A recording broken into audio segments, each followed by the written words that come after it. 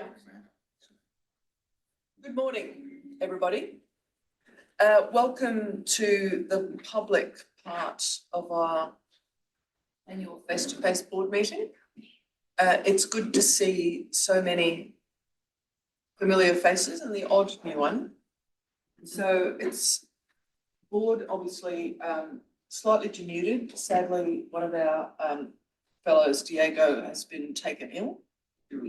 So I think the good news is it's based on everyone else's experience. It's not to do with food, which is a good thing to hear. And Leah will join us fairly shortly. I'd like to start just by referring to the agenda. There are a number of things on the agenda this morning, which will include a bit of an observation about the work that's been done across the Institute.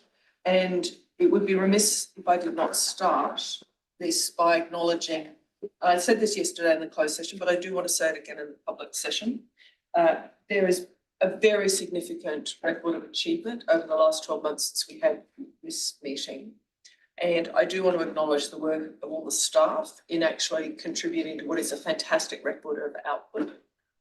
I also want to acknowledge, and I think it's important that we reflect on the amount of change that's going on at the moment. Obviously, this is a very significant time in every workplace and in every context because of the change, things like AI, the new tools that are available, but they bring with them a level of uncertainty about what the capability will be, and then most importantly, how we absorb that capacity into the work that we do, how we think, how we act, etc. And so it's a learning opportunity for absolutely everybody. I know that inside the Institute, people have focused very much on this. I did say to somebody yesterday, the good thing about working with a group of nerdy engineers and data people is they don't look at this as a threat, they look at it as a huge opportunity. But I think the conversations we had yesterday, which very much underscored the level of enthusiasm and uptake, and even the journey over the last 3 years of, well, we used to play with these tools, now we learned how to do that, we moved on to the next variety, and now we've moved on and the partnership with Anthropic, which is not obviously a sort of a solitary partnership. We will continue to work with many partners, etc., because that's important.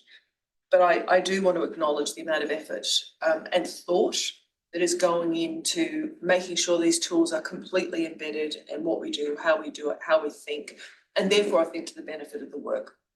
So to all of you who've been part of that process, I'd like to acknowledge it, and I'd also like to thank you for your continuing commitment and your enthusiasm. And I say that on behalf of all of the board. So thank you. We have a busy agenda, as we always do in this public session. Most particularly, I think, to put on the record in a certain way some of the things that we have worked on and achieved over this last period, and I think to look forward a little bit about where we think we are going. So I think, Chris, you're going to kick us off with that, so why don't we move straight along? Okay. Sorry, I just want to make sure. We are starting with key achievements. We are. And we have a series of presenters who will walk through our key achievements. And remind me who's up first. You're up first, Chris. The what? You are. You can go to the podium. Thank you. Someone didn't give him the script. Framing, there we go. Framing, go framing. So, each year we try to give you some of the key achievements for the year. It's always difficult to sort through what we should cover. And what we've asked is a series of presenters to walk through some of both on the research side as well as on the functional team side. We have spent a lot of the last year on also trying to prepare the application, which we'll talk about, for the core grant to the foundation, which is being submitted. And I think the other thing that we have spent quite a bit of time during the course of the year, which will be reflected in the presentation, is supporting two Lancet commissions, one on 21st century global threats to health, and now a new one on health system performance assessment. In addition to, of course, the GBD, our forecasting and financing global health. So here's the vital stats for IHME. Budget you saw was 86.5 million spend, 81 funding sources, 60% of that from the Gates Foundation. We're running a head count of 425 at this point. We have a very extensive CPU capacity, which supports our in-house compute, as well as now increasingly using the services from Microsoft, so that we have a lot of our tools hosted in the cloud. The collaborator network is past the 20,000 mark. We have a rather extensive set of formal and growing set of formal MOUs with different institutions around the world.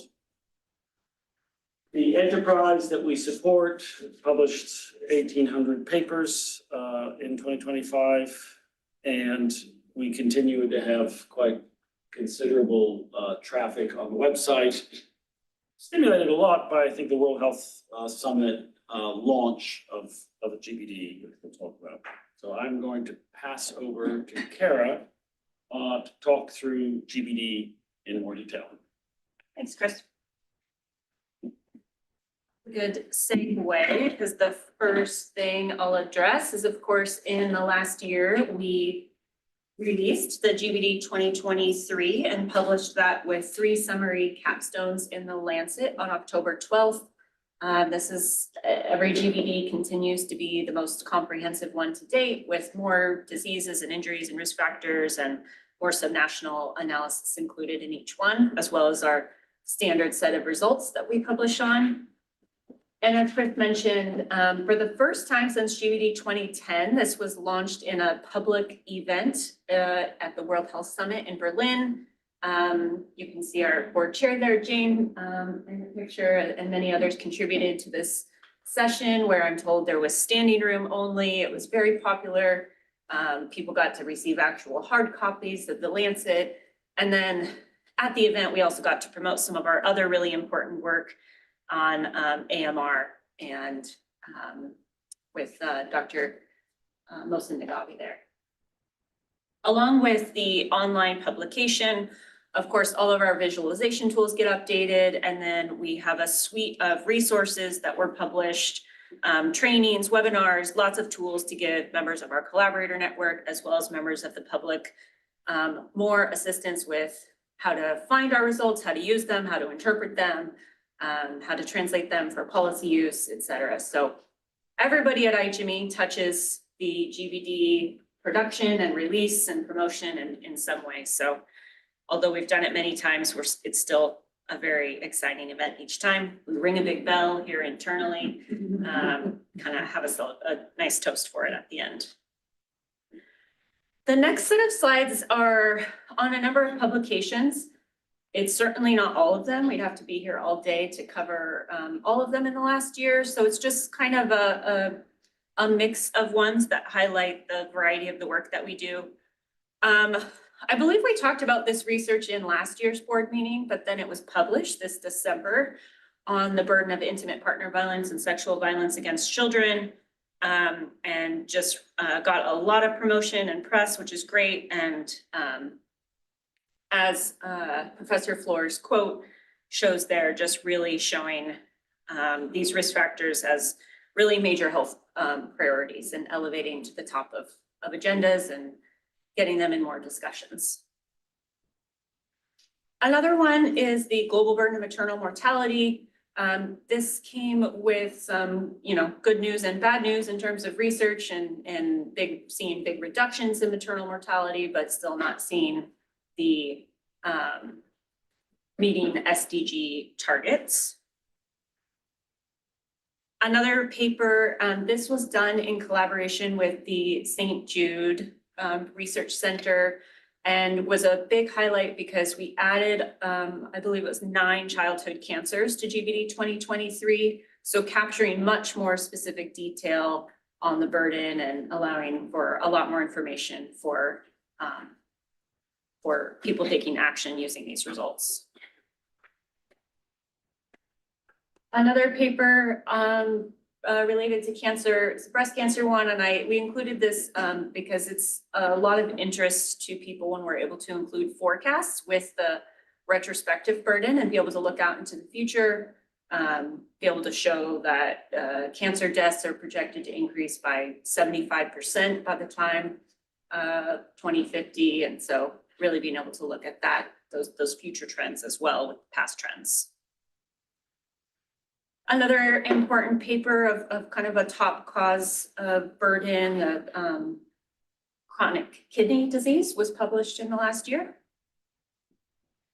And then this is just a good example of some that's, not in the very top list of causes of death, but a historically neglected tropical disease.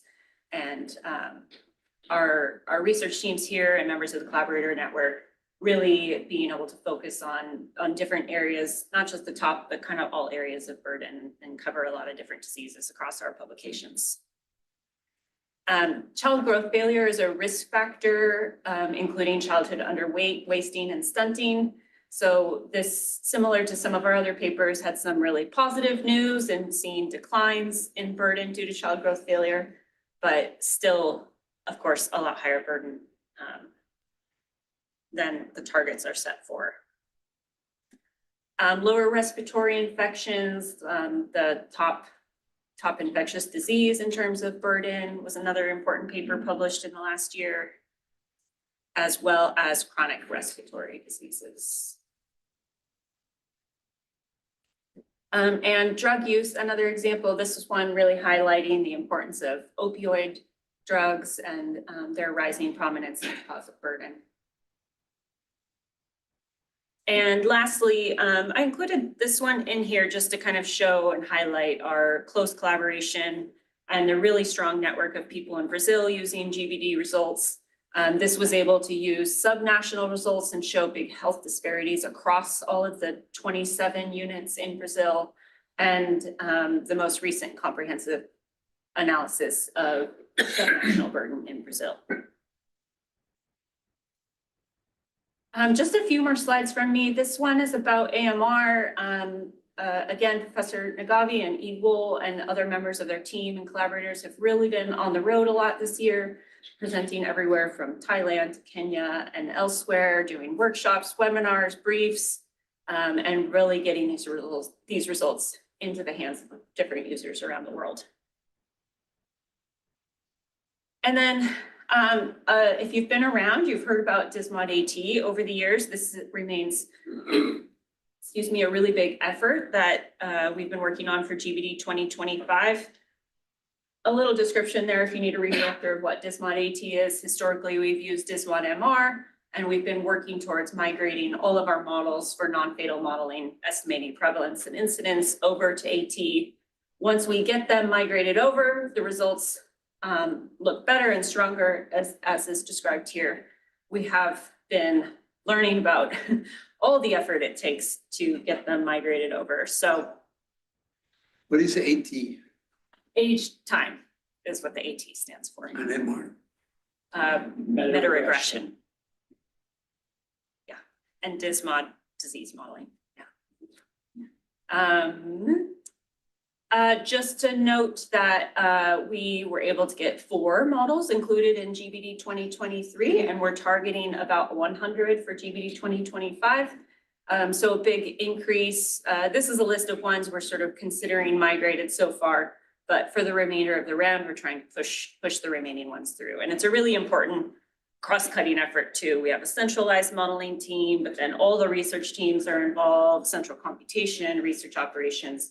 So it really has a lot of different people involved.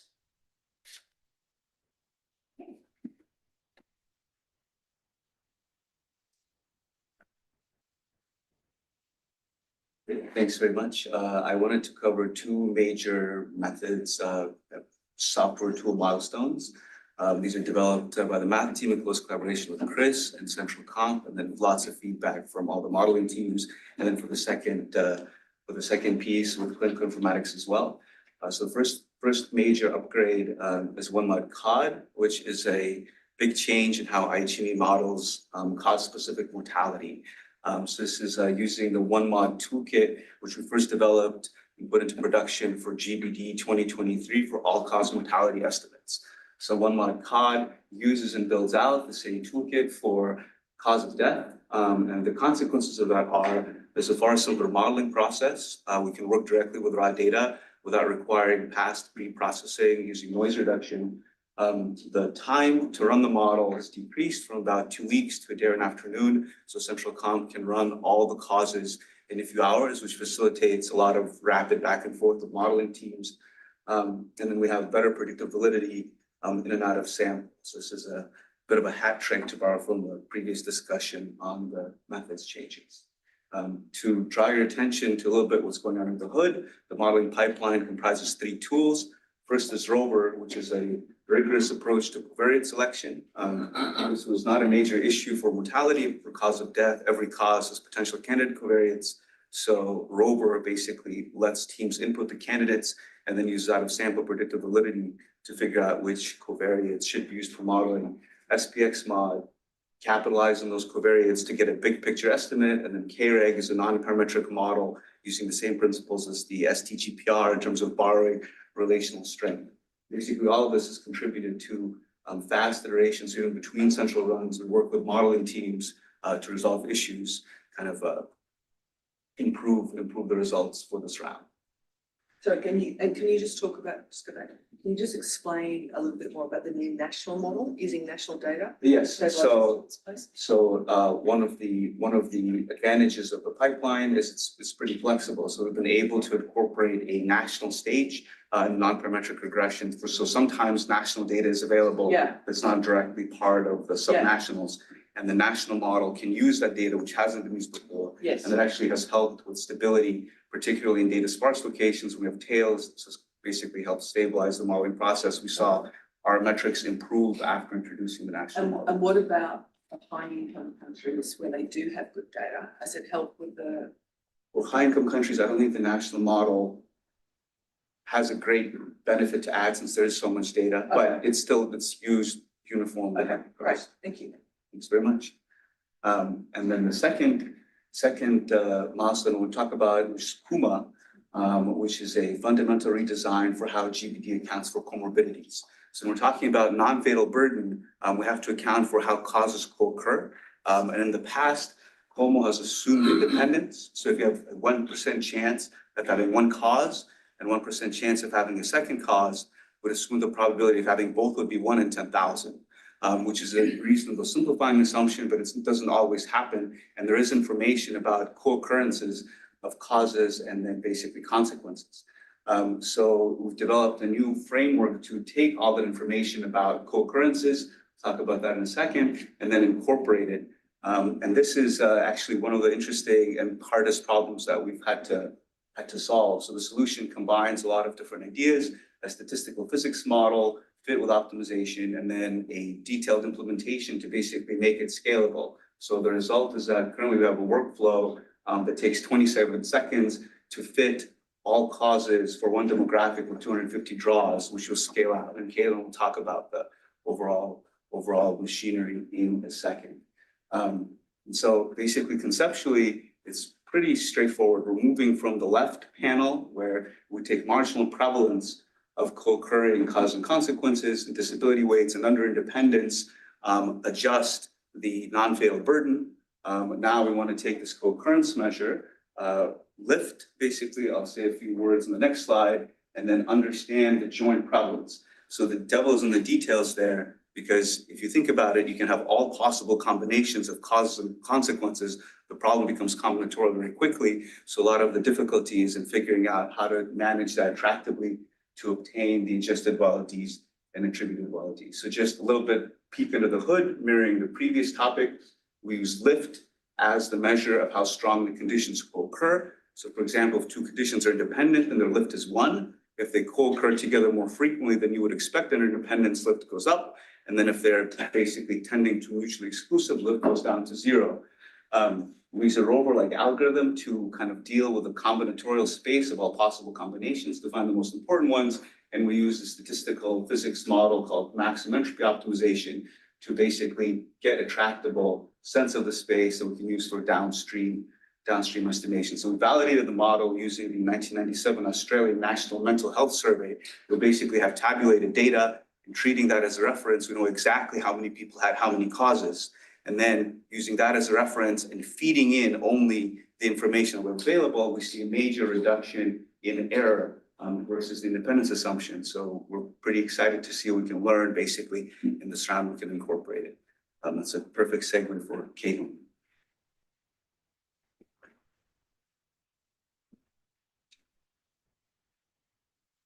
Thanks, Sasha. So before I get into how we've operationalized Kuma, I'll talk a little bit about a conceptual change that we have paired with introduction of the Kuma comorbidity correction. So in the past in GBD for non-fatal estimation, we leveraged a concept called sequela. And sequela were specific to causes. We had a range of 1 to, in some cases, over 100 sequela for some causes.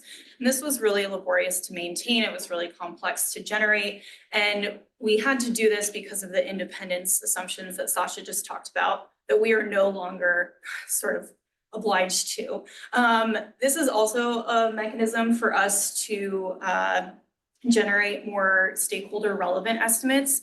Because sequela were cause specific, there was just a ton of detail. They weren't really tractable to share publicly, but by simplifying and streamlining across diseases and just thinking about consequences as, you know, an outcome you can have from not just one disease, but across multiple diseases, we can generate something that's much more easy to interpret and disseminate.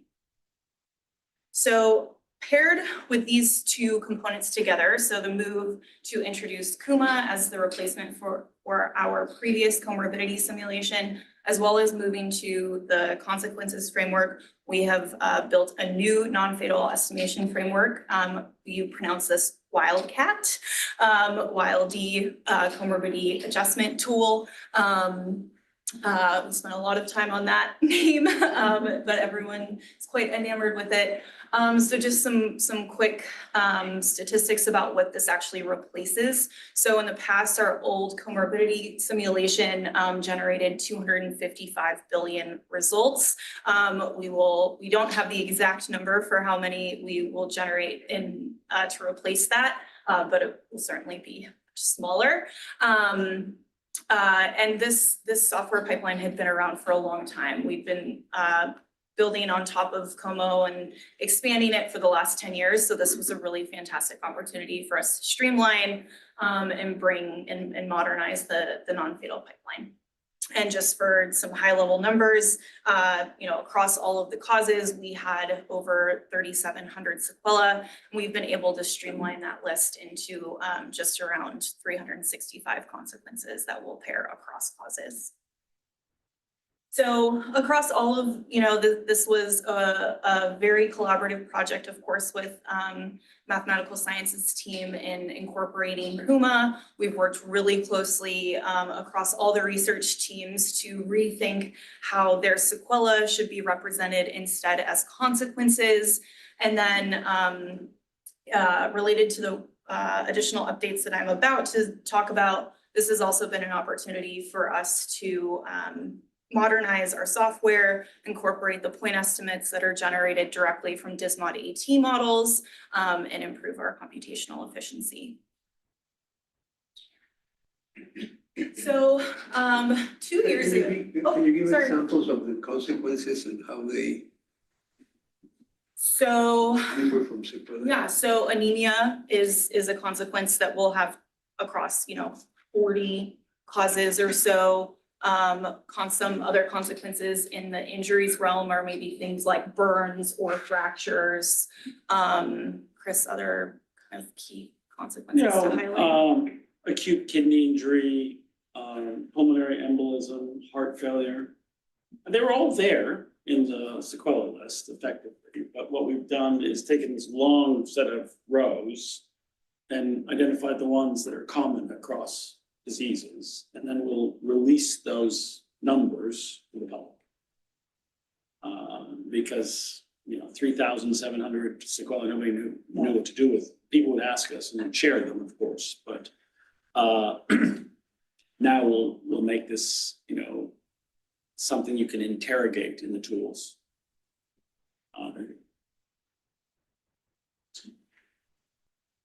Okay, so a couple of years ago at this meeting, I presented a quite ambitious initiative.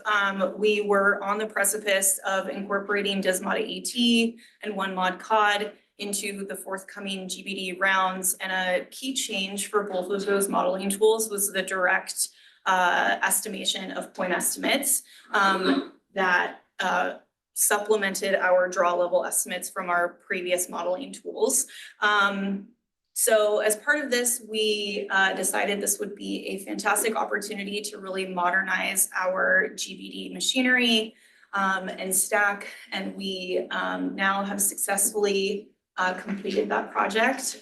We re-engineered all of the core GBD machinery that generates the final estimates you all see in GBD Compare and the results tool, and worked very, very closely with modeling teams to incorporate one mod cod and Desmata AT into that framework. We've realized a ton of benefits from this. The GBD prior to this was, sort of built quite organically over time. We had lots of divergent file patterns and structures that were not always as efficient, but modifying those things piece by piece, it was challenging to find an opportunity, and this was the perfect one. So in terms of modernizing our software, we've reduced some, data retrieval times from 30 minutes down to 10 seconds. We've more than halved our data footprint. And as Kara mentioned, we're working hard across, moving from the 350 old Desmata MR models to Desmata AT. We had over 1,000 CODEM models that now we're able to consolidate into just 300 and one mod. And we've worked across the risk factor teams to revolutionize how we store the risk attributable fractions as well. This also really helps in anticipation for a lot of the work that you'll hear a little bit more about for in anticipation of leveraging AI. Having a standard platform, having consistent data and file formats really allows us to build systems that AI can understand. We have really reduced our surface of APIs significantly, which makes that technology much more adaptable for our purposes. And then you saw overall, our footprint has been halved, more than halved. However, we've also revolutionized our data storage system. So you see on the left, we had multiple copies and multiple formats of our GBD estimates. We had, our draws and our summary files, both on a file system and in multiple databases. And we've moved towards service architecture and leveraging data lakes, and we'll eventually be deploying this in the cloud as well for our public tools in a way that we can really reduce the amount of time and redundancy that we have in terms of all of this data movement. Are there cost savings associated with that? Yes, I don't have the numbers off the top of my head, but I can certainly get them to you. Okay, Amanda?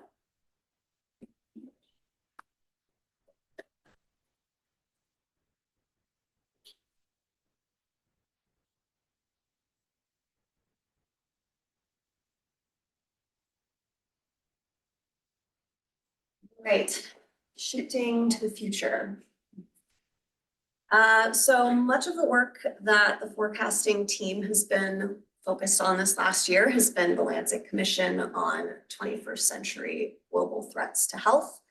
I know we've presented this work to you in the past, but just a quick reminder. The commission has been convened to assess the largest preventable threats to human health over the course of this century, with a report that will be published in the Lancet later this year, hopefully. It's currently in the peer review stage, so we are actively responding to reviewer comments and updating the text. To give you sort of some grounding in the reference forecast, which is sort of used from the commissioners to determine what are the key threats to focus on and is the basis for interpreting the level of threat in the results. So here's life expectancy, males on the left and females on the right. The lines are colored by GBD superregion with global in light blue. So we forecast continued increases in life expectancy through the course of the century, although at a bit of a slower pace than compared to the decades prior to the COVID-19 pandemic. And you also see a bit of a trend towards convergence in terms of regional disparities, but still inequities persist, particularly between high income and sub-Saharan Africa. We also forecast global population will peak later this century around 2064, peaking at around 9.5 billion and then dropping to about 8.6 billion by the end of the century. Importantly, the share of that global population in terms of where they're living is expected to shift quite dramatically. So we expect over a third of the global population to be in sub-Saharan Africa by the end of the century. And so when we're interpreting the size of these threats, it's important to think about where those are going to be most acutely impacted. Right, And right. go on. Doing the math right, 3.25 billion people in sub-Saharan Africa by 2021, or excuse me, 2100. Yeah. And, you know, that's largely driven by changes in fertility. So fertility is still declining quite fast everywhere in the world, but relative to the rest of the regions, the levels are still quite high and above replacement for at least the next several decades. And in terms of the comparison, so we've got population peaking there. How does that compare to others? So the UN, their latest set of estimates, they're higher than ours. They've always been higher. With each iteration, their global Coming down, isn't it? keep coming down, Yeah. but I don't believe they forecast a peak still this I mean, century or sort of flat from 90 Yeah. on from the UN's numbers now.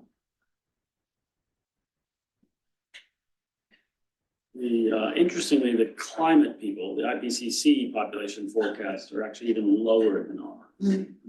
They use numbers that peak about the same time and drop closer to, I think, 8 billion.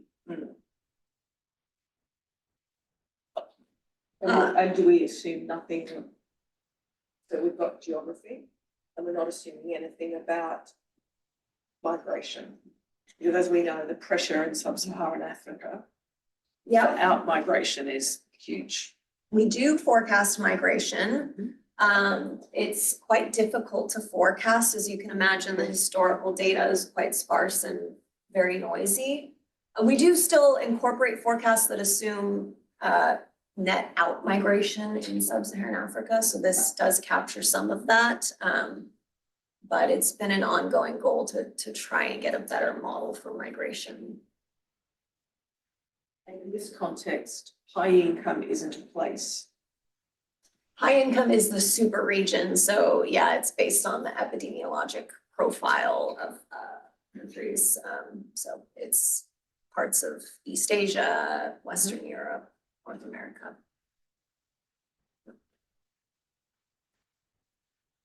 In terms of the cause composition, we forecast continued sort of trend toward non-communicable disease. So that's everything you see here in blue, much smaller share coming from injuries in green and communicable, maternal, neonatal, and nutritional in red. Key NCDs are going to be a lot of the cardiovascular diseases, diabetes, chronic kidney disease, chronic respiratory disease, cancers, and some neurological disorders like Alzheimer's. And then in terms of the leading risk factors, the top three there are high fasting plasma glucose, high body mass index, and high blood pressure. So again, sort of this theme around NCD linked risk factors is really key. So using all of this information from our reference forecast, the commissioners narrowed down to 17 priority threats from over 500 different diseases and risks. There were 3 criteria that they used to determine the threats. One was whether we had sufficient data to model that threat. There were 2 threats that are an exception to that, being malicious use of AI and nuclear conflict. Those were included based on the catastrophic potential harm that they could incur. And used a little bit different methods from super forecasters and expert judgment to quantify the amenable burden. We also had set a threshold at over 1 billion amenable DALYs by 2100, and the threats needed to address an unmet gap in the global effort, so something that wasn't already commanding major global resources and attention. So this is these are the 17 threats that were landed on. They cover a range of areas of health, from some of these key NCD linked, risks like obesity and high blood pressure, to socioeconomic factors, stochastic events like conflict or new pandemics, AMR, some environmental risk factors like climate change and air pollution, collapse of development assistance for health. So really covered kind of a wide range of topics. We also wanted to produce a systematic way to quantify the level of threat across all of these different topic areas, rather than sort of picking custom scenarios threat by threat, so that we could standardize that approach and make them more comparable. So we produced using a stochastic frontier analysis that was based on some of the work that the mathematical sciences team developed. We produced a plausible worst and a plausible best scenario, threat by threat. Those were produced based on historical observations of levels and change over time across these threats. And then the difference between them is what we consider the amenable burden. So the DALYs that are potentially amenable to policy action. So that is the key metric that the commission used to quantify each of the threats. And that's just the aggregation of the threats of the DALYs to each of the threats? Yeah, so we run each of these scenarios one by one through the entire future health scenarios framework, from deaths to morbidity to DALYs. And we quantify them over time under each scenario and take the difference between the two. Yeah, and so if you're a policymaker, you would say, all right, so that if I did whatever was necessary to go from the top to the bottom, that's the best achievable. But what obviously we can't do is say, essentially, what is the cost benefit of that? So for many policymakers, so if you're thinking about listing, for example, a pharmaceutical, you would, or a screening initiative or whatever it might be, you'd say, all right, for this amount of investment, what is worth the candle? Right, yeah. So we've made no judgment about the cost of achieving that differential, but that's what's amenable. Yes, based on historical observation, grounded in historical The observation. reason this is so important is the blue line, Yeah. which is what happens if current trends continue, Exactly. is subject to what happens to policy. Yeah. And so you get what's called the reflexivity problem. Exactly. Right, which is our forecast of the blue line assumes there'll be a certain policy response, but the forecast itself can alter the policy response. And so we're much more comfortable saying the range of the future is between red and green, and it really depends on what you do, right? What's the percentage difference between the midpoint and the top and bottom? It depends on the threat. So the reference is not always the midpoint, you know, the perfect midpoint between the two. It really depends on the historical observations and how wide, you know, those scenarios could be threat by threat. And it's country specific, John. Yeah. So some countries are close to green, some countries are close to red A different threat. for different threats. So tobacco would be a Tobacco. classic one. Tobacco. It would be different between India and Australia. So just a smattering of a couple of results here. I know there's a longer session later today on this topic. Obesity is one of the largest threats that we quantified, so over 23 billion cumulative amenable DALYs between now and the end of the century. So this threat is the combination of high BMI, poor diet, and low physical activity. When you take all of those together, they're the single largest attributable risk factor in the GBD. We know that obesity and overweight are rising historically, and they're expected to continue to do so. So maybe not so surprising that this was such a large risk. The effects are predominantly seen in diabetes and chronic kidney disease, cardiovascular disease, which are the red bars, and to a lesser extent, cancers in black. So this figure shows age on the x-axis. These are the cumulative amenable DALYs by age and for each of the super regions and global. And I show this because it demonstrates one of the features of our future health scenarios framework, which is this competing risk dynamic, where the bars you see above the zero horizontal line are where we expect to see more burden versus those are the negative amenable burden. And so it's essentially capturing the fact that you can't delay death forever, right? Or prevent death forever. You can delay it. So if somebody's not dying of cardiovascular disease in their midlife, they're gonna die of something else later. And so and perhaps that's chronic respiratory disease or neurological disorders in green.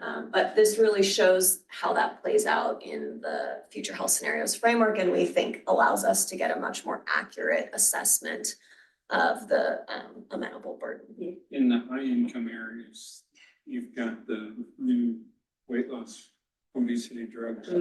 Are those factored into the calculation? Yeah, so in our best scenario for this threat, we also assume that 50% of the population that is overweight or obese gets a 20% reduction in their BMI. So we do make that assumption in the best scenario for this What, threat. 7-8% today? Overweight obesity? No. No. The percent, Accessing Accessing. GLP-1s. Well, actually, it's very low, but we tagged this to antihypertensives. So we said it's reasonable to expect countries will achieve about the same coverage with GLPs as you achieved with antihypertensives. Yeah. Because the antihypertensive coverage is about 45%, so. It's an interesting assumption, isn't it? Because particularly, I mean, when the GLP-1s become biosimilars, so when they come off patent, that's a reasonable thing. And if you think about the penetration of antihypertensives, certainly once they became generics, penetration went way up. And we phase from now to the point where you get to that over Yeah. several. And the Yeah. tablets coming in. because Well, that's right. And the So it's not an GLP-3. injectable. And now with the New England trial at 28%, I guess it's not out yet, but we've seen the results of the triple agonists, so GLP-1, GLP-2, glucagon. Okay, That's that's 28% reduction. So you might argue that we're underselling in terms of. weight yeah. reductions. Oh, that's significantly different to GLP-1s. It's Yeah. much better. it's much, yeah, Wow. because businesses are Oh, I now haven't seen that. forecasting a dramatic change in things like apparel, food businesses. Yes, It's having a huge impact. yes.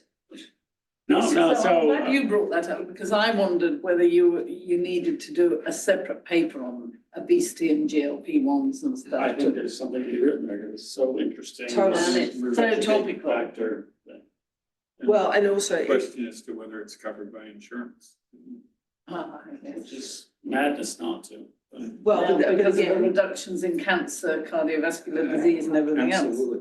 yeah, but again, the companies in countries that they run a really hard health economics rule over, the companies haven't been able to make that case yet. In some narrow cases, they are. But we're gonna get there, aren't we? Well, no, we are gonna get And there. it probably, as it reduces inflammation, has an impact on Alzheimer's. Oh, that's. So the trial was negative. The trial was negative, But the argument on the trial, the Novo trial, was their inclusion criteria was the presence of plaque already. And the argument now is that, you Should be know, pre- should be pre-plaque. Yes. And so I think there's still that hypothesis has some legs in it. I think so. Yeah. But if it's gone, because what were the data for regular GLP-1s, she says? 15%, I think, in terms of BMI impact. The best trial for Bon Jovi, I think it was 20. Okay. Right. So in fact, you might not do it about obesity, you might do it about the impact, the potential impacts On the other. on Cancers on and- the health, Well, that's what which we, would be, Yeah. yeah, we quantify that. That's what these colored bars are. So each cause that you get an effect on. That'd be very interesting, I think, and again, for policymakers. I think to have a separate paper I agree. teasing it out in a big way as I well, agree. I like it, don't get me wrong, but Yeah. you'll have to make sure that you emphasize it's in there, but then I think expand it. So just one other threat to show you. So climate change is one of the other threats. We estimate just under 2 billion cumulative amenable, Dally, say that 10 times fast, this century. And, you know, the majority of that harm is seen as expected along the equator. So the Sahel Belt in sub-Saharan Africa, parts of Latin America, South Asia, and Southeast Asia. There are a few blue countries, as you can see, where there's either no expected change in life expectancy or a small increase. For example, in Iceland, that's because we have reductions in cold associated mortality that are outweighing any increases in heat To associated. Alaska. Yeah. So explain to us the West African. Yeah, so just getting there. So that is driven by reductions in malaria, Yeah, where of the course. habitat becomes less suitable to the vector. That's contrasted in other parts of Africa where we actually see the environment becomes more suitable to the vector. So, yeah, some interesting findings here. When we break this down by the different pathways that we've modeled for climate, by and large, the direct effects of temperature and air pollution dominate the amenable DALYs. You can then see also in sub-Saharan Africa, the effects of child malnutrition and to a lesser extent, floods and tropical storms, and then that net negative malaria effect showing up. And in terms of the vector-borne diseases, only malaria, we haven't considered dengue. Dengue is also included in the vector-borne. We don't see the same negative amenable coming from dengue. Interesting. You get more dengue. Yeah. But, you know, dengue is a smallish contributor to Yeah, health. yeah. At the moment, you don't think it's gonna get worse? It'll It get will. worse, but you know, you triple dengue, it's still a small thing in terms of burden. So putting this all together, these are all of the threats by their cumulative amenable DALYs. Here we're showing them as a percentage of the reference DALYs over that same time frame. So for example, obesity, we estimate just over 9% of the reference DALYs are amenable, followed by low educational attainment, income inequality, and so on. The threats that we used, we didn't use the same stochastic frontier analysis, so malicious use of AI and nuclear conflict have much wider uncertainty estimates, as you would imagine. So the commission landed on this tiering structure. So the top tier threats are obesity, education, income inequality, and nuclear conflict and malicious use of AI. The last two being included due to their potential for human extinction. And then the rest of the threats, which of course are still important to address, are in the second tier. There were 3 cross-cutting recommendations coming out of the commission. The first was to establish the monitor of 21st century global threats to health. So a recurring report that and production of these results where we update with new data, new methods, potentially add new threats where that is needed. And thank you to John, who graciously is supporting us in getting that started. And then to dramatically increase the investment in breakthrough innovations, so scaling up R&D alongside governance, and build and fund threat-ready health systems. So, prevention, preparedness, and protection before the next crisis arrives. Can I say, I think they are all important, but every time I see that list, I think we've got it the wrong way around. Can you go back to it? No, the one after, sorry. I don't know why I think it's the wrong way around, except that if I was a politician, I'd look at it and think, so what should I be doing? You And I want should three be- to be one. Yeah, and 2 is right, and the monitor, I think, should be number 3. And I think this isn't the first time I've thought that, which is why I'm saying it. One, What do you think, Jane? I agree, because I think the call to action is the health system. Yeah. Right? And all the other stuff is the kind of, and then see what you did and did it work? Yeah, Whereas actually the action is the third point. and the monitor is, we think it's terribly important, but, if you're a government, you say, oh, God, researchers always say we need more research. That's true. So we do need it, but I wouldn't put it top, because it looks like researchers are at it again. Yeah, and instead of talking over there, the other thing it seems to me is this continuing need to invest in innovation. Now, everybody knows we're out busily raising money for Bundibugyo vaccine development right now, as well as the broad, CEPI investment, because we're in replenishment. But it's not just vaccines. But I think that's all right. And I think that is good, but it reminds people that you can't just sit and forget Yeah. on this stuff. You have to keep innovating. And I'm surprised you haven't got pollution in there. That's something we need innovation on, prevention of pollution, sorting it. the people who study air, PM 2.5 think it's policy, not the need for new technology. Well, I would argue you need innovation in policy in there. And I think that's What very about innovation in politics? All right. I just think you're letting them off the hook if you don't mention Pollution it. people, yeah. There is one challenge actually with the second conclusion, which is, and it's illustrated, I think, by the obesity one. So Yes.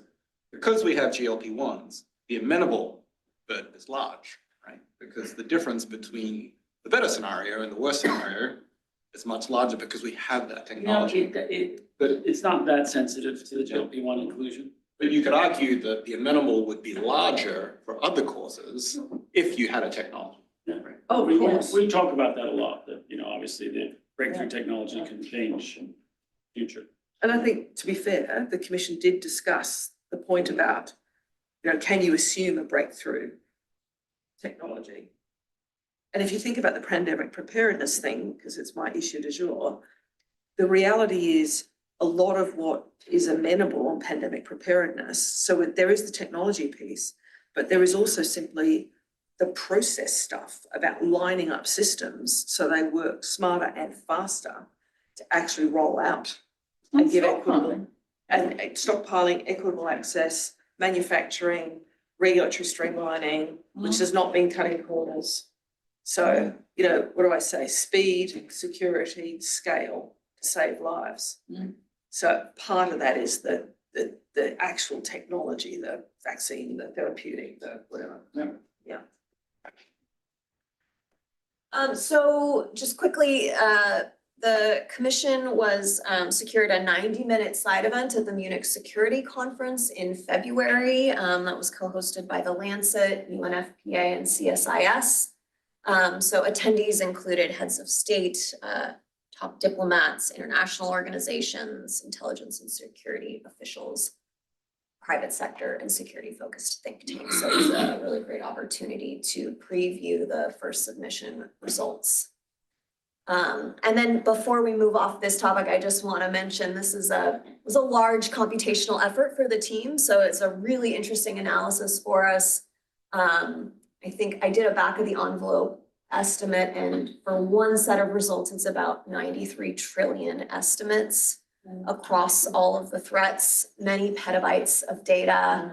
And not just the forecasting team contributed to this, so many other research teams at IHME were a part of this forecast. Oh, yeah. But it is a very important piece of work. It's a very. And it's novel, and I think amenable, will become a metric we talk about. Absolutely, Going forward. absolutely, And I think if the Lancet plays up, they've lost that one. yes. But actually, what we should do, so there's the Lancet, the technical piece. I've actually been thinking, and Julio, this is something I think we should think about. I actually think we should write something which is directed at policymakers about amenable burden. Because that's the bit that will get people's attention, and it's the thing that if you're going to talk to policymakers, funders, etc., you say, well, actually, you could make this amount of difference. And yes, you've got to do the economic analysis, and then there's do you have the capacity? But that's a conversation which most people don't have. Agree. So shifting gears to some other custom scenarios that we worked on this year. So just for some background, we support the Goalkeepers report that's published by the Gates Foundation each year. And as part of last year's report, one of the components of that analysis was to look at the impact of successful deployment and implementation of a whole host of innovations to reduce childhood mortality. Some of those innovations were new vaccines. And so we followed up on that work by doing some analyses specific to deployment of a new vaccine and what are the factors that are most impactful in reducing burden when you develop and deploy a new vaccine. So of course, the success of that deployment comes from a variety of factors. It could be the pathogen attributable fraction that vaccine is targeting, the efficacy of the vaccine, the reach or the coverage of the vaccine delivery system, and the health system strengthening to increase that coverage over time, and then also the pace of new vaccine introduction. So what we did was we focused on the Group B strep vaccine, and we created many scenarios across all of these different dimensions. So comparing a vaccine efficacy rate of 70% versus 90%, a reference sort of coverage forecast versus one that reflected a health system strengthening, and then a speed of introduction scenario. So again, we used a similar analysis to the commission where we produced like a plausible best and a plausible worst speed of introduction based on historical rollout of previous vaccines. And you, just for the non-technical, who might be either in the room or paying attention, do you want to just explain what we mean by Group B strep vaccine scenarios? Because that's a little inaccessible. Yeah, so what we did was the Group B strep vaccine, of course, prevents Group B strep. And so we produced scenarios of vaccine coverage based on these different assumptions and then ran them through our sort of cause-specific mortality burden framework to say how many Group B strep deaths could we avert under these different assumptions. So what we found was that by and large, the speed of introduction is the most important factor in reducing lives. So over 500,000 lives saved when you scale up the speed of introduction under that best scenario relative to increasing vaccine efficacy and health system strengthening. Of course, in an ideal world, you'd want to do all of these things, but if you're in a time or resource constrained environment, knowing which of these factors might be the most impactful is an important piece of information. So I think these are other types of scenarios that we can do with the framework that I think we'd like to explore more. We have presented this work to Bill and Gates Foundation leadership last month, and I think they were received quite positively. So there's a lot of interest in us continuing to do these types of analyses moving forward. Question. Innovation. Isn't speed of introduction dependent on system strengthening? So Go ahead, Steve. Strengthening I would have thought so. No, this is related to, so speed of introduction here just says, does the country introduce or not? And then, of course, once you introduce, then there's a scale up to the current reach. Introduction into the country. Yes, so it's simply just introducing the vaccine onto the national schedule. Then speed doesn't say it to me as a doc. Speed to me is you're rolling it out, do you do it slowly or quickly? Yeah. Well, it's speed, I think of it as speed at the global level, right? So how quickly does the vaccine disperse across countries? May I just ask a clarifying question? I mean, why did you use Group B strep as an example and then have Hib, Rota and others? Group B strep is intended for maternal immunization, not for childhood immunization. That's why I asked. That's true. So what we're looking, again, it goes back to the idea of what we're thinking about as speed of introduction, which is simply just including the vaccine on the schedule. So, Tetanus or but we, pertussis. yes, we do anchor the coverage to tetanus. So once the country is introduced, the level of coverage they get up to is anchored by tetanus toxoid coverage. So, during ANC. But we model the diffusion of the vaccine across country based on the experience with Hib, Rota, PCV, and then more recently malaria. I'm sorry, we can talk strep later, but Group B strep in Asia, Group B strep in Africa are different. Yeah. And the amount of morbidity differs on the strains that you have. Yeah. So, more a technical discussion, sorry. No, it's awesome. I think that was my last slide, so I will hand it over to Joe. So can we run that analysis again? I mean, because I think the point about strep is to ask the question about strep. Okay? Yeah, I mean, we can run this analysis essentially for any new vaccine, Yes. right? We could do this for RSV, for example. Yes, well, that might be of some interest. Yeah. Pediatric RSV. And so if you think about it, particularly something like RSV, which is very front of mind for a lot of policymakers for obvious reasons. So I think that analysis done for RSV would be really. Great, turning over to resource tracking, our research group has been busy this year as well. I won't talk about most of what we've done, although two things I wanted to quick mention that I won't go into depth on is we have a work stream that's focusing on looking at cost of illness. It's really focusing on both the medical costs as well as lost economic productivity for people leaving the workforce. That includes caregivers who are also leaving the workforce. So a lot of that work is focused on dementia as well as other brain health disorders. And then we have a US group that is focusing on US health spending. Some of our newest research on that space is really looking at primary health care, looking at access across US counties to primary health care, as well as race and ethnicity disparities. And then some work streams that I'll focus a little bit more on are related to some of the estimates that we make that feed into other IHME products.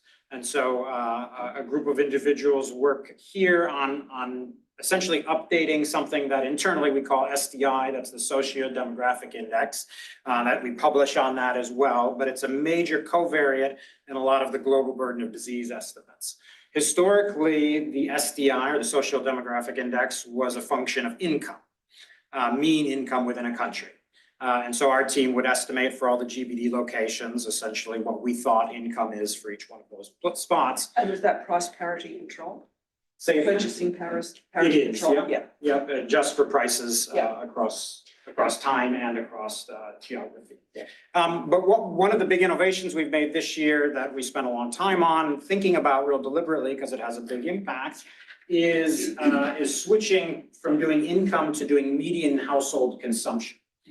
with the idea, and I think the intuition is quite clear, you would imagine that how much the average household is able to consume is a better proxy of how much health investment that family can make. It also represents the community that they live in a more specific way. It also gets away from some of the problems we've had with mineral extraction or resource-heavy places, where maybe the average person is not very wealthy, but that place has a lot of income. So imagine oil or minerals. Or iron ore. Yeah, iron ore, exactly.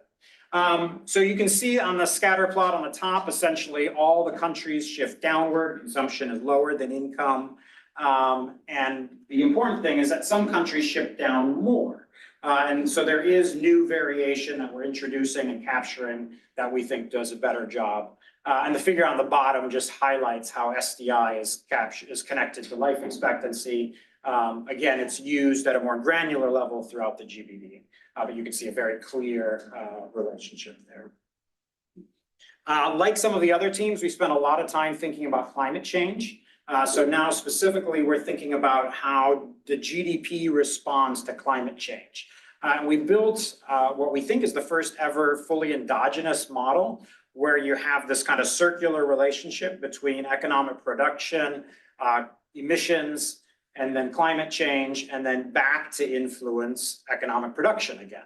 And so you can see here the figure is showing economic damage, which is essentially the difference between our optimal scenario and our worst case scenario. So again, this lines up very nicely with the Lancet Commission that was just spoken about. This is really thinking about amenable GDP loss. And so here, red countries are the countries that we expect to have the highest burden due to climate change. You can see it's very much in some of the poorest countries in the world, the Sahel, and then a number of countries in Asia as well. One of the things to highlight here, because I think some people have been surprised by some of the countries that jump out, not just the Sahel, is it really is dependent on how much a country relies on the agriculture sector. Because so we end up modeling ag and non-ag separately, and that's because, of course, climate, precipitation, temperature have very direct effects on agriculture GDP, whereas it's much less so on the other types. And is that the same for, if you do the decomposition on ag, is there a difference between cropping and animals, for example? So we have not broken the two apart. Okay. So I can't answer that specifically. Okay. And it's worth noting that on a GDP level, climate change isn't ubiquitously bad. Some of the blue and the darkest blue here are countries that we think will benefit from climate change. This is again focusing on their agriculture sector, where we think it will be more compatible with especially growing. So this is a figure. This is a figure I find super fascinating, although unfortunately it doesn't have the index, the legend. So I'll tell you what the colors means. The next slide actually has the legend. But the blue here, this is looking at poverty rates over time. And again, we do a lot of forecasting. This is looking at our climate sensitive forecast. But the y-axis of this figure is the poverty rate. So the fraction of the population within a country that's living below $3 a day, again, adjusted for prices and purchasing poverty. The light blue here is essentially China or East Asia. The dark blue is South Asia and India. And the purple is sub-Saharan Africa. So in all of those regions, especially parts of Asia, you see amazing reductions in the poverty rate, really during the Millennium Development Goal era. And then with sub-Saharan Africa, you also see growth or reductions, improvements, and you can see that it continues to go downward. The kind of salmon color here is North Africa and the Middle East. It's the one region that we see in rate space increases in the poverty rate. And that's because of conflict. It's because of GDP that is expected to go down or not increase in some of the oil states. And so we do see a slight increase in the poverty rate. If we couple the rate with those forecast predictions that we were looking at and population predictions that we were looking at a moment ago, you see a really staggering figure. So now you can see huge increase or decreases in poverty. This is the count of people living in poverty, really again during that Millennium Development Goal period and really the 80s and 90s as well. This, by and large, the last 3 or 4 or 5 decades, we've seen huge reductions every year, year over year in most cases, of people living in poverty. And you can see that we think that we're right about here at this inflection point, where we think the actual reduction of the number of people living in poverty is going to flatline and actually at a global level increase, and that's because primarily of the increases in sub-Saharan Africa. So essentially the idea is that poverty has been, again, this most extreme definition of poverty has been alleviated in most of the world except for sub-Saharan Africa and also North Africa and the Middle East. Because that's where the population is increasing the most, we actually see the number of people in poverty stays more or less the same and doesn't start to decrease until about 2075. So the other thing that we've started to do is map poverty at a really spatially granular level. And so this is a pixel graph, and we have a couple zoom in. So we have sub-Saharan Africa, then Malawi, and then the Mongochi region within Malawi. And the idea here is the dots are essentially pixels where people are living in poverty. The darker the lighter colors, the yellows and the blues, are where there's even more people living in poverty. And for the first time, this really allows us not to say at a country level where people are living in poverty, but at a really granular spatial level. And I think you see some really important takeaways. You start to see this difference between urban and rural. We know the rural areas, of course, generally have higher poverty rates. And then in the urban areas where there's also high, especially in the slums, you see these big concentrations. So it's much more dense. You can see the countries that have higher population and growth have the highest poverty rates. We can look at this across time. And so this is kind of an arrow graph, and it's meant to be a little bit blurry, but all the blues are arrows downward.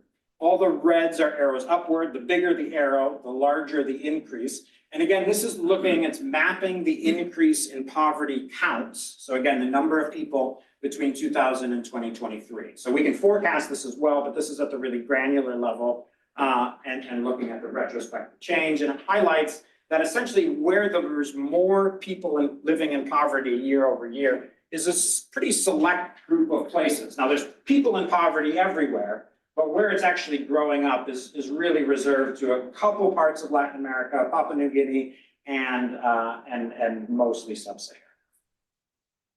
So that's a lot of our work on economic indicators. A lot of our Financing Global Health work is published in our annual Product of Financing Global Health report. We have now published 15 of those reports over the last 16 or 17 years. We've made a lot of improvements this year.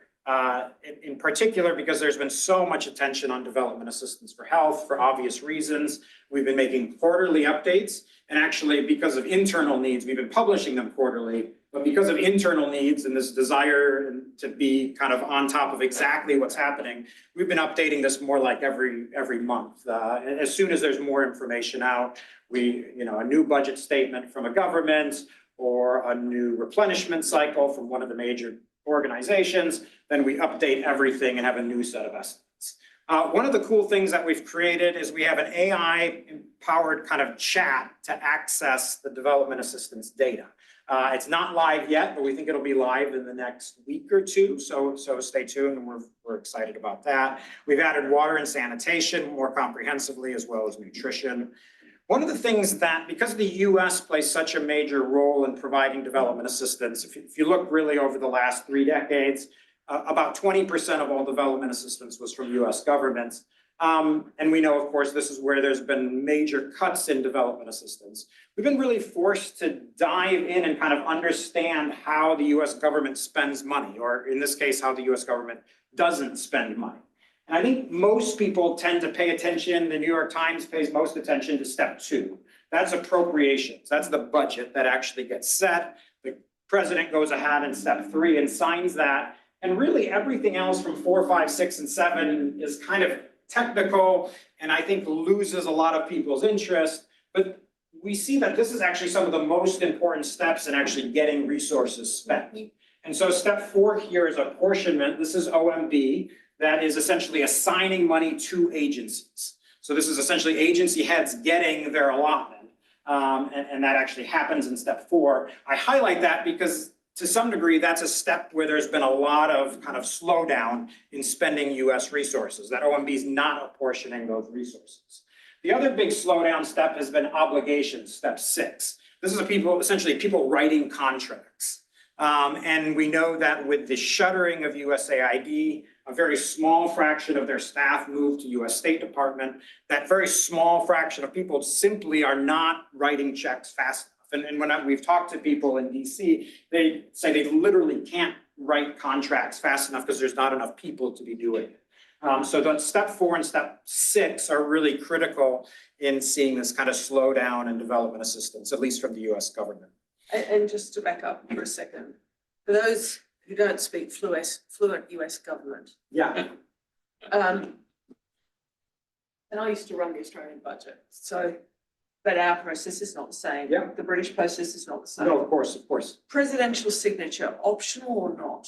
No, it's mandatory. Yeah. So he has to sign Yeah. after it's passed the Congress. After it's passed the Congress. And this actually, I mean, this is you're not surprised, this is a simplified graphic. Actually, step 0 is where the president puts out his budget in this case. Exactly. That's a lot of times referred to as the skinny budget. It has much less detail. But that's a signal on what the president wants to be doing. But really, in the US, the Congress is the body that sets the budget. And then the president moves on to sign. And the signature you're talking about is the budget, Is the budget, yeah. Budget law essentially. Yeah. Being formed.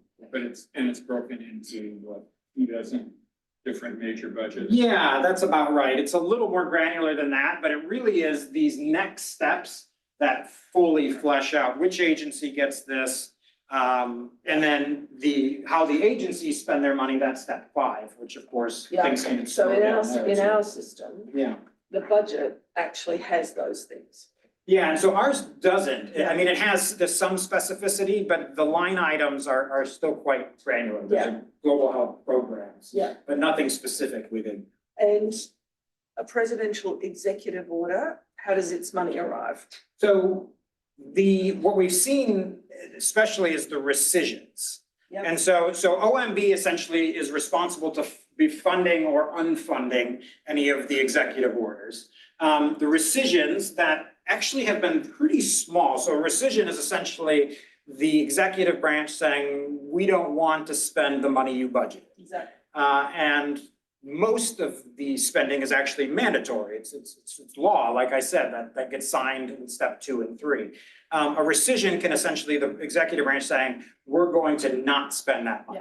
Yeah. And so that's a very formal mechanism. But again, the executive orders either being spent or not spent happen in that OMB step and stuff. So there is time when if Congress and the president to agree on the proposed budget. So there is some delay. Yeah.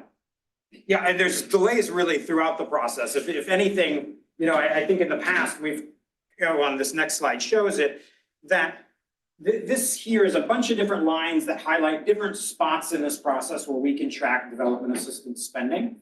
And you can see that up until about 2017, those lines kind of all moved together. The president's budget was a lot like the congressional budget. It was a lot like what the OECD thinks the US spent. It looks a lot like what we think the US spent.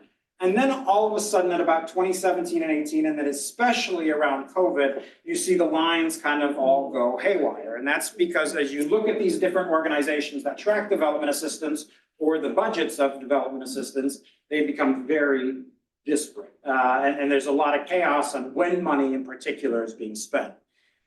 This next slide, this is kind of super fascinating, is highlights that especially recently there's been this counter-cyclical, so this is growth rates on the y-axis. There's been counter-cyclical essentially behavior over time.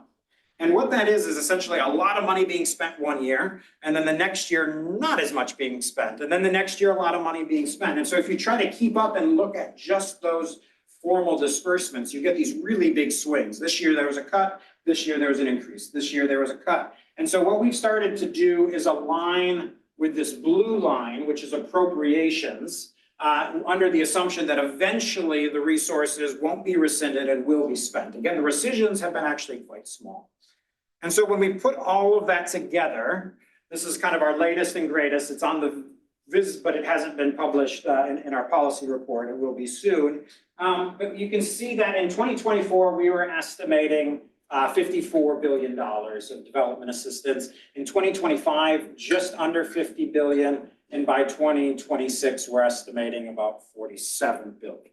So these are reductions, and they're meaningful. They're also not the magnitude that we were thinking about a year ago, and most organizations were. And that's to some degree because we're looking at that effective disbursement and taking away some of that oscillating kind of up and down. It does still show a 27% reduction in the US. The US is the brown bar. And so really remarkable. We also, if I showed you pictures of the UK, Germany, France, we've seen cuts in all of those places. Some of the few places that there's a little bit of increases is Japan. The Gates Foundation, while their level is more or less constant now, they have a little bit more resources towards the global health program, so that comes out in development assistance. So again, the cuts, while very large, especially when we're looking at the US, the total reduction is closer to 9 or 10% over the last 2 years. And that's what I got. To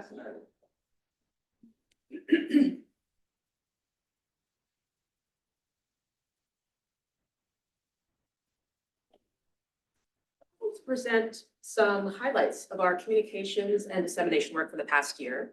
And if you think back to the publications that Carol walked us through earlier, imagine that we received media coverage and social media pickup of all those publications, but I'm not going to go through every single one of those or some of the others. I just want to focus on a couple of examples.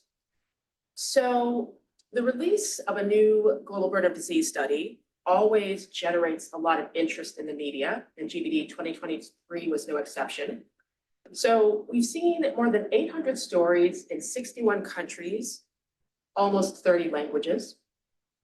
And several factors contributed to this. Certainly the launch of GBD 2023 at the World Health Summit in Berlin, as Chris and Kara mentioned, that being the first time since 2010 that we had done a public release of the GBD.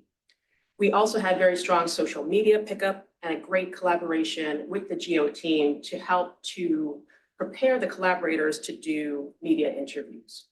And so on social media, we reached 4.5 million people, due in part to our partnerships with The Lancet and with the World Health Summit. And working with GEO, we created some country-specific toolkits that when journalists reach out to collaborators, they often want to understand the local implications of the GBD. And so giving the collaborators this information allows them to have some key messages and some data so that they are ready to have those conversations in interviews. Our paper on the burden of cardiovascular diseases also did quite well, almost 500 articles across 37 countries. And here we see more than a third of the coverage has been in languages other than English, Russian, Swedish, Dutch, German, and many others. And with this paper, we've also reached 1.7 million people on social media. Are you pushing the social media, or is it just more generic pickups of the stories?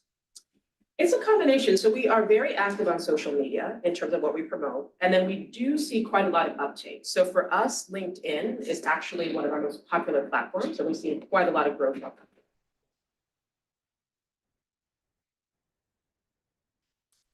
All of the cancer papers published in the past year did very well in terms of media coverage. And with the burden of cancer paper, we've had more than 700 articles across 57 countries. Some of those stories have run in El País, CNN in Brazil, The Figaro. And here it's interesting to see that the percentage of non-English language coverage has been higher than English language coverage. So some of that coverage has appeared in Vietnamese, Turkish, Greek, German, and many other languages. And on social media, we've reached 785,000 people.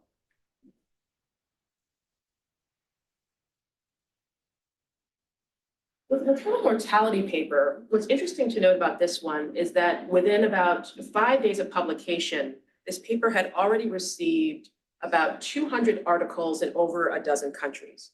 And so I think that the fast pickup in terms of media really speaks to the urgency around this issue and people's desire for data to better understand it. And so, again, here, you can see that we've had quite a lot of coverage in non-English language countries, in addition to the English language coverage.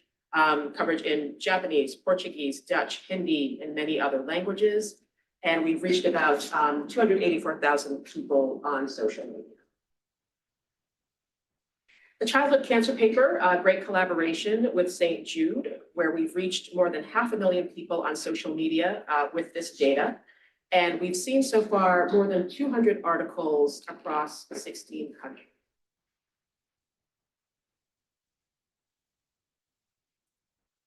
With the diabetes paper, this is another one where the number of articles has been quite high at over 1,100. It's been covered in US News and World Report, Euronews, many others. We've reached 135,000 people on social media, and over a third of the coverage has been in languages other than English, Polish, Arabic, Turkish, German, Greek, and many others.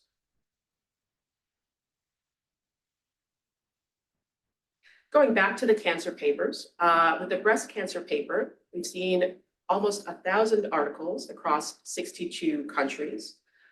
And about a third of the coverage has been in languages other than English. You see some examples there: Italian, German, Spanish, and others. 311,000 people reached on social media. And in the coverage, which has run in outlets including CNN, NBC, The Guardian, and others, it was really great to see journalists focusing in on healthy years lost. So really digging into and trying to understand the nuances and the implications of the data. Now we'll talk about two papers that have just come out in the past week or so and are already off to a very fast start in terms of media coverage. So the burden of mental disorders paper, we've seen more than 1,500 pieces of coverage so far in 68 countries. This has been picked up by El País, Der Spiegel, CNN, and many others. The non-English language coverage here has been incredibly strong at 65%. Stories in French, Portuguese, Greek, Italian, and many other languages. About 250,000 people reached on social media. But the other thing I want to point out here that's really exciting is the paper's altmetric score. So altmetric is a measure, a combined measure of media coverage and other examples of research impact. So this paper's altmetric score, which is over 1,100, puts it in the top 5% of all research outputs ever tracked by altmetric. So this is a great example of how this paper, which has just recently come out, is already having a very significant impact.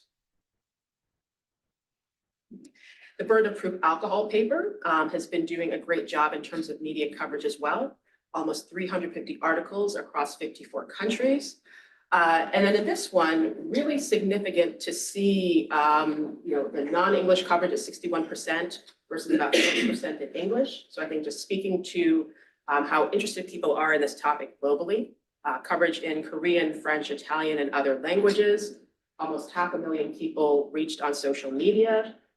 This paper has also gotten coverage in People magazine, which is one of the most popular magazines in the US, and was featured in a segment on Good Morning America, which is the highest rated national news show in the US.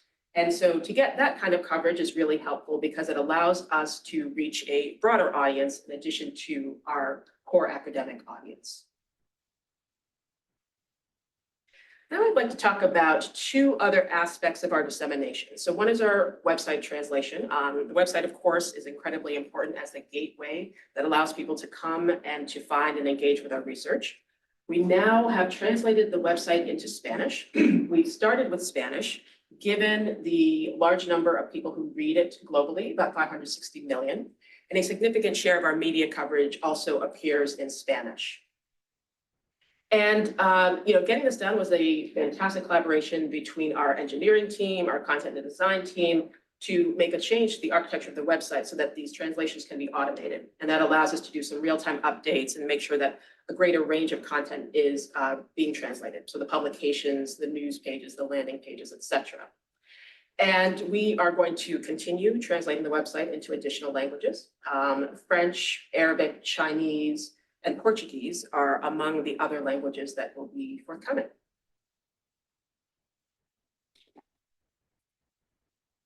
And then I'd finally like to talk about hosting and co-hosting events as an important part of our dissemination strategy.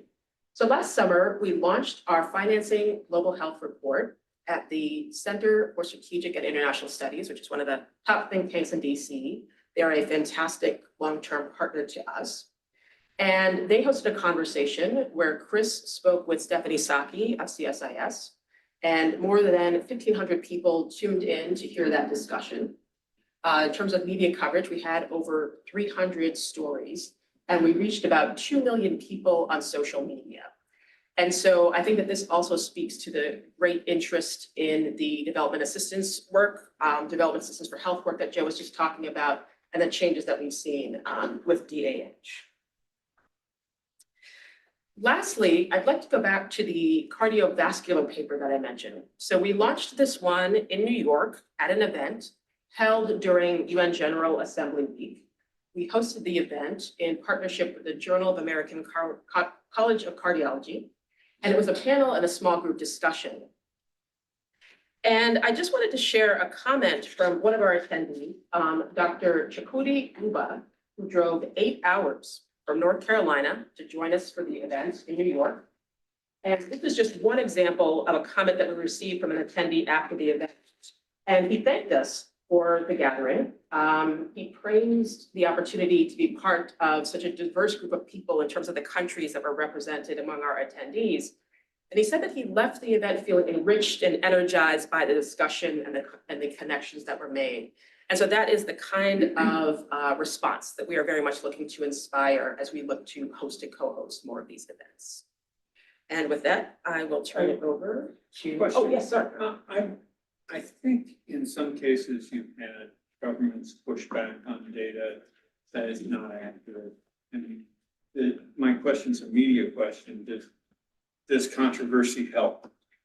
Oh, it always helps, John. Do you want Yeah. to plant some?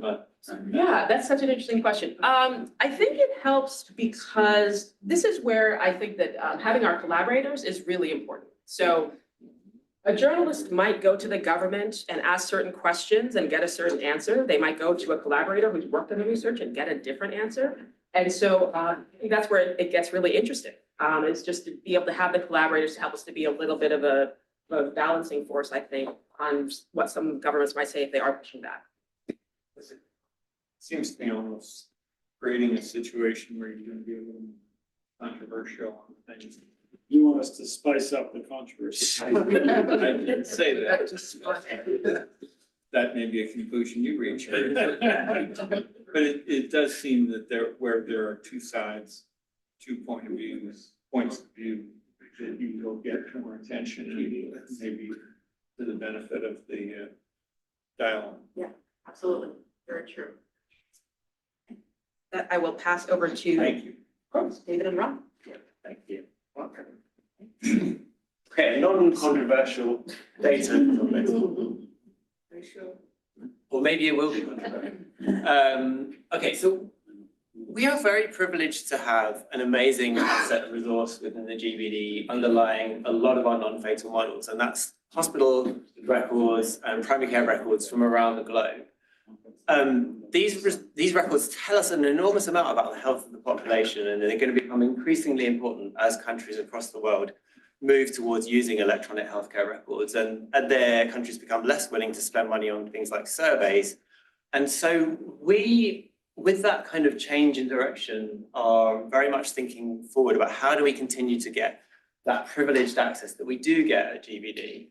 Because countries are becoming more concerned about the sharing of their data. Data sovereignty is a big issue, and we're seeing this in our collaborations that partners want us to use the data, but there is an increasing kind of reticence to share the data. And so during the pandemic, a group in the University of Oxford developed a software engineering solution to this that essentially allows us to install some software within countries, and this was done within the UK alongside the National Health Service. This software engineering solution essentially allows us to interrogate the line level, very detailed, linked hospital, primary care, lab records. But we never actually, the researchers never actually have that data on their laptop. They write the code and it can test that the code will work, but the code goes to those live electronic healthcare records systems within hospitals, and then the results come back. And it solves the data sovereignty issue because we are never having to transport that. And this is potentially a solution for GBD because it allowed us to do this with all our partner countries and run our estimates using our rigorous models and our rigorous methodologies and be sure that what we're getting back is correct, but never actually have to hold that data there. And it's a scalable model that we think we're working with partners right now to do, and we think it's a scalable model that we can do in many countries. Why would countries want to do this? Well, they have this amazing resource of their clinical records, but they want to use IHME's knowledge and our methods and our rigorous tool to be able to give them subnational estimates, policy-ready outputs that can be internationally benchmarked and allow them to develop their own capacity in being able to use that. The open safety model also has an additional benefit, and it allows us to upskill countries in being able to interrogate their own electronic healthcare records. And that's one of the things that whenever I go out and meet partner countries is increasingly evident, is that they have this amazing resource, but don't always necessarily have the human resource and capacity to be able to interrogate that. And this model allows us to collaborate and partner with countries and upskill them whilst working with them and giving them a resource back that meets their needs and their policy requirements. But one really important question is how good is the clinical informatics data? And this is one thing that I've been increasingly focusing our work on the team. Now, we have an enormous amount of resource, but we now have to really show, as we're trying to increasingly use it, how well does this resource work? How well does it actually measure the health of the population? Because essentially, when you think about it, these data were delivered and generated by clinicians like myself working in hospitals that were delivering care. They weren't necessarily designed in the kind of systematic, robust way that surveys were. And there are obviously biases and issues with that. But we're increasingly trying to understand how well do they work. And we have an opportunity to do kind of a series of natural experiments as we use and increase and expand our data. And I'm just going to give you a very brief insight into what we're doing. So we are onboarding new data sources to the GBD. So we essentially have country estimates that we've used and created historically that don't have any clinical data in them. And we can see as we onboard a new clinical resource, how well do our data coming out of the clinical informatics team compare to those existing GBD estimates? And we've never used our estimates from the electronic healthcare records to cancer registries. Cancer registries around the world are known as being an amazing gold standard resource. We have never really used the electronic healthcare records that we have to compare against the cancer registry estimates. So we've just overhauled the cancer registry, or we're in the process of overhauling the cancer registry pipeline on my team. And we have this opportunity to compare the estimates there. So two very brief slides. Diabetes, I've got 4 conditions here. Diabetes, which doesn't really have any electronic healthcare record data within it in the GBD right now. And then some other good examples of where we think we can measure estimates well within the GBD. So stroke, ischemic heart disease, and diverticular disease. And it's a bit blurred, but the solid line is essentially existing GBD estimates, and the dotted lines are the clinical estimates. And you can see there are, differences in the age and sex profiles, but we do a pretty good job at getting close to those estimates. And we do understand, these are just the raw data before we apply any sort of transformational modeling to them. But in general, they have pretty good face validity. And then when we look at the cancer estimates here on the y-axis, so just to orient, you have colorectal cancer, thyroid cancer, multiple myeloma, and liver cancer. We have 2 countries of data from both the clinical records and the cancer registry records. So Poland and United States at a subnational level. And on the y-axis, you'll see our clinical estimates. And on the x-axis is the cancer registry estimates. And if the results were perfectly aligned, they would go along that dotted line. Now, it's not unexpected that the clinical records give us slightly higher estimates than the cancer registries, because essentially you get overcoding, you get early diagnoses that turn out to be false. And cancer registries spend an enormous amount of time cleaning those up and getting rid of those diagnoses. But this is a fairly simple problem for us to solve. We just scale down the estimates. But I think what's really reassuring here, having never used these cancer registry records and compared them to electronic health, never using the clinical records to estimate cancers, they align pretty well. There's a good kind of a line that is well aligned there. And we think this is really giving us a good sense that the clinical records are going to be very and increasingly useful going forwards. They ought to align in Britain because the cancer registry is an extract from the clinical record. And in fact, I haven't shown that, but I did exactly that study before I came here, and they do except for prostate cancer because of the overdiagnosis in PSA and breast cancer. But they are perfectly aligned in the UK. But have we, so, I mean, it looks like, have you then done the extensive diversion and whether it changes over time? Because if you look at the thyroid cancer, Yes. you would guess it's getting worse. Yes. And for the, it is getting better. Right. Yeah. And if I were sort of running those systems, I would want to know why. To know about that, yeah, this is very hot off the press. Yeah. So I think that's exactly what we need to be doing and feeding back importantly. Yeah, I thought liver cancer was going up because of Well, this is- obesity. This is age, we haven't got secular time trends here, so we're just looking at age groups and males and females here. But I think there is, they actually come closer together, I think, over time. They're getting closer together. It wasn't that long ago when this was an aspirational goal. How recent is this? I produced this about 2 or 3 weeks ago. Yeah. It's amazing. Isn't it amazing? It's fantastic. Yeah, that's great. Super good. Thanks very much. I'll hand over to David. Yeah, terrific. Thank you.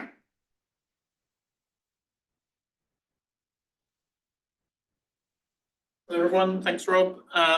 So Rob was talking about a specific data type and ecosystem of data, and I'm going to talk more broadly about how all the data that we've accumulated over decades at this point in time, how are we thinking about sustaining and maintaining access and regulation as a function of all the data use agreements, the memoranda of understanding, and other obligations that we've signed on to and continue to be obligated to pursue through time. So in general, our real premise is we want to prohibit users from accessing data that they shouldn't have access to.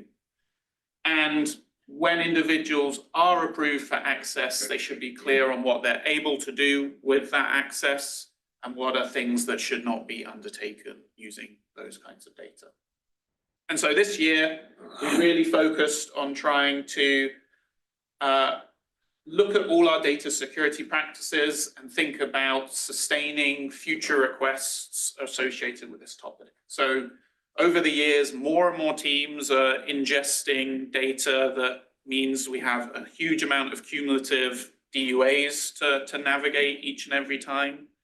And so we need to think about systems that allow us to support that level of tracking and granting people access. We need to continue to renew and renegotiate those terms, and that's often challenging with evolving tools and both physical and digital infrastructures.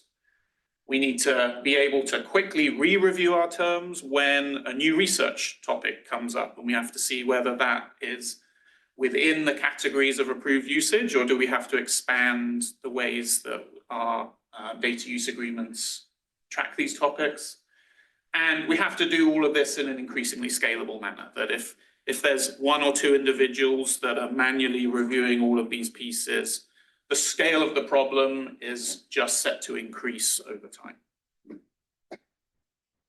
So I've got some factoids here. I think it's important to appreciate that at a data set level, the vast majority of data sets do not require us to take on extra protections and enhancements. So we've got about 14,000 data sets out of 190,000 total that require us to take additional actions that are above and beyond general research ethics considerations or being a member of the University of Washington, for instance.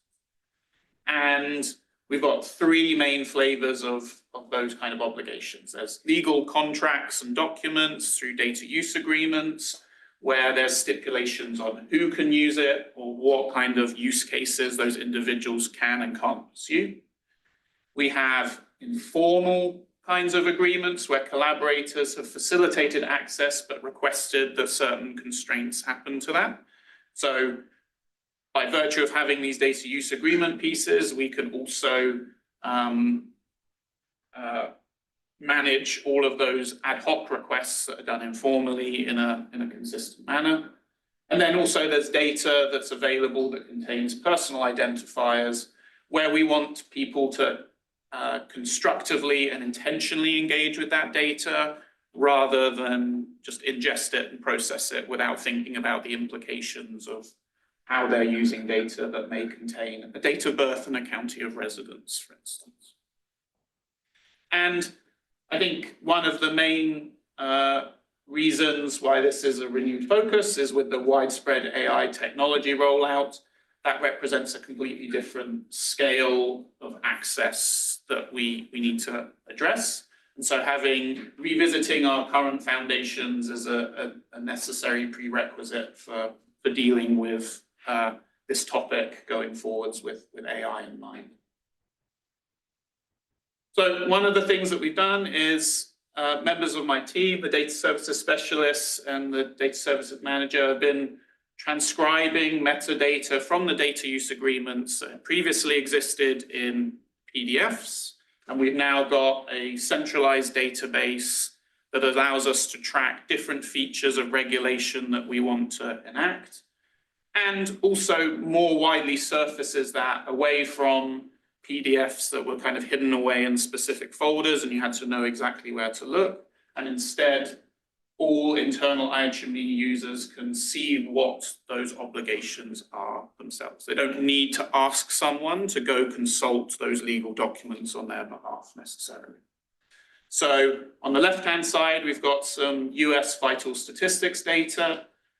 That is now inherently linked to a couple of records that outline the data use agreements associated with that resource. And then you can go to that and it gives you general information. It also outlines who can access and what are the steps should you want access that you may have to take. So quite a lot of access requirements are fill out this form, sign up to this website. If someone tells me they want access, my first comment is, have you signed up to that website? Have you filled out those forms? We can just skip some of these really mundane maintenance steps that when we do it at GBD scale, really tally up of like, well, I've got to fill out quite a lot of forms actually in order to get access to a world's worth of diabetes data, for instance. And then in the data security tab, we've got specific annotations that will align with actions that we can translate into workflows. So if we have, you cannot use that in this research project, that is metadata that we can kind of enact and scale and do consistent sweeps and things with. And then also, there's lots of requirements in terms of who receives copies of publications, how do we appropriately cite things, what we can and can't do with respect to sharing the data that we've received. And so this also represents a convenient home to systematize all of that information. And so there's going to be a need for even more work on this topic, but the hope is that by translating those individual PDFs into a more centralized space that's annotated for both human consumption and machine-based consumption, that we can really scale up some new workflows around data security. So we can think about more consistent sweeps of just confirming that a folder that has certain use constraints has been successfully controlled in that manner. So in other words, in terms of reg tech, we're automating compliance. Yes, yeah. And we can make sure that if someone gives us a list of citations, or we're ticking all the necessary boxes on we need to send these PDFs to these researchers, they need to be involved in this capacity. When we have an individual move from one research team to another, we can start some of the lengthier paperwork more early rather than 3 days before a deadline when they suddenly realize they don't have access to a data set. It can help with our streamlining of reporting. If our DUAs require we give them a state of the art on a periodic basis. And then also we can now get the research teams to answer some of their own questions and really focus on more detailed nuance that's not characterized rather than perpetually revisiting smaller scale questions that they just didn't have access to the materials necessary to answer them.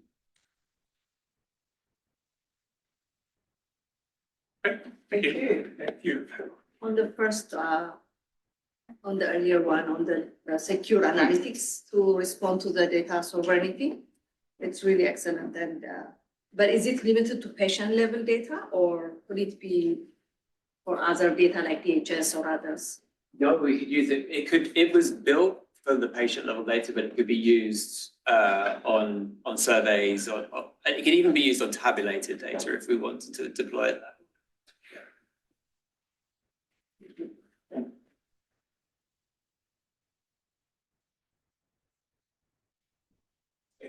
So I've been asked to speak on innovation.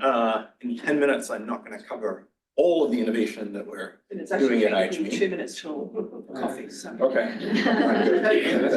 Take your chances. And you've seen, innovation scattered around our previous presentations as well. So what I'm going to do is actually focus on innovation as it relates to AI technology. I think it's fair to say that we have been on the forefront of adoption of AI technology, starting in 2023 with our rollout of our GPT based chat IHME. In 2024, we built what we call Metric Mind, which is a platform that allows API access to a range of LLMs, including GPT. Rolled out Gemini and Copilot as part of Google Workspace, Microsoft 365, GitHub, and so on. And then, as we all know, at the end of 25 and beginning of 2026, we really saw a step change in the performance of foundational models. So GPT 5.5, Claude Opus, and so on. And in partnership with Anthropic, in approximately 2 months ago, we've rolled out our enterprise, or Claude Enterprise, across the whole organization. Now that rollout has been facilitated by a number of things, including AI use guidelines, both virtual and in-person training, a resource hub for our staff that includes things from FAQs to setup guides, governance and procedures, AI data use case frameworks, readiness strategies, and so on. And then importantly, a number of those custom skills and connectors which facilitate the use of Claude across a range of different tasks. And most of this work has, of course, been facilitated by our AI working group, which is represented by leaders across the organization. Now, early statistics, so this is less than 2 months into our Claude rollout, shows very high levels of uptake. Our Anthropic partners tell us that we are the leaders amongst our peer groups, and I think most importantly in the use of some of the power tools that are available. So in particular, CoWork, which is Claude's agentic AI system, which allows non-coders the ability to conduct a very wide range of tasks, and then also Claude Code. Now, I'm going to go into a selected set of AI applications. Again, we can't cover all of those today in 10 minutes. The first is what we call our GBD 2023 MCP, or Model Context Protocol. It is an AI connector that gives Claude, or actually any LLM, direct natural language access to the GBD 2023 results. So a user can interact with those GBD 2023 results in chat, but I think importantly, it also allows users to leverage that agentic AI system's CoWork and code to do all sorts of things with the GBD 2023 results. So think data analysis, figure generation, document generation, slide generation, interactive visualization tools. Now, important, it's not just a connector, so we also provide guidance alongside that MCP about how Claude should use the data, interpret it, what it should not do with the data, and so on. And then we also package alongside the MCP a number of skills. So these include profiles that allow you to generate, pre-baked visuals by country, by subnational, by disease, across subcauses for particular risk factors, and so on. And you can see an example for water sanitation and hygiene. As I noted yesterday, Argentina, South Africa and Australia don't exist. And I like the fact the Australian presenter has dropped Australia from the. I just noticed, I didn't see yesterday, you can do chloroplasts, that's really good. Yes. So you can, because if you're not, if you're kind of a lay person, they often mean more to you, so. Once they understand what that means. And the range of additional skills one could package with that are, almost somewhat limitless, right? Given resources. Yeah. Okay, a second example I'm going to show is, a little bit more focused, and it relates to what we call GBD lay descriptions, which are the way in which we describe health states, and then use those in surveys to generate disability weights for those health states. And we use various elicitation techniques. So, paired comparisons. Is state A healthier than state B? And then there are various other elicitation techniques that we use, population health equivalence, time trade-off, and so on. Now, one of the concerns that's being expressed by different groups is about the consistency of the language that's used in the lay descriptions, which may lead to bias in terms of differential ratings across health systems, across health states.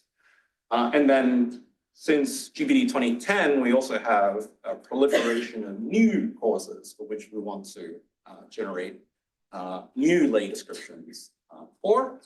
And so what we've done here is to use an AI expert panel algorithm. So this in some way mirrors the original construction of the disability weights, which also used an expert panel of humans. But here we're using GPT, DeepSeek, Grok to come up with proposals around those lay descriptions.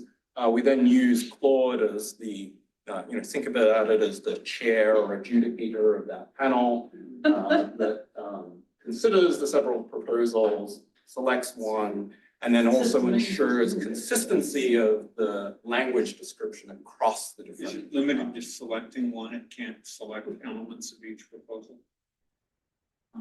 Yeah, it looked across and said, yeah, take this, take that. It wasn't just voting. So in effect, it's curating. Curating. Yeah, amazing. And then what we're now doing is using these revised lay descriptions in new surveys to generate revised disability weights for the next GBD round. Now, the last application I'm going to talk about is on systematic review, which is really foundational to much of what we do as part of the work on the GBD. I'm just going to play a short video of our recently released prototype as I describe it.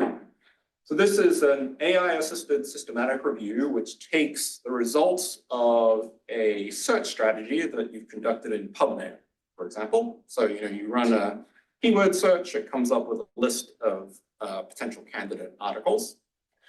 The tool then goes and retrieves the full text for all of the articles that it can find through our UW library system. So through our UW library system, we have access to a whole range of journals.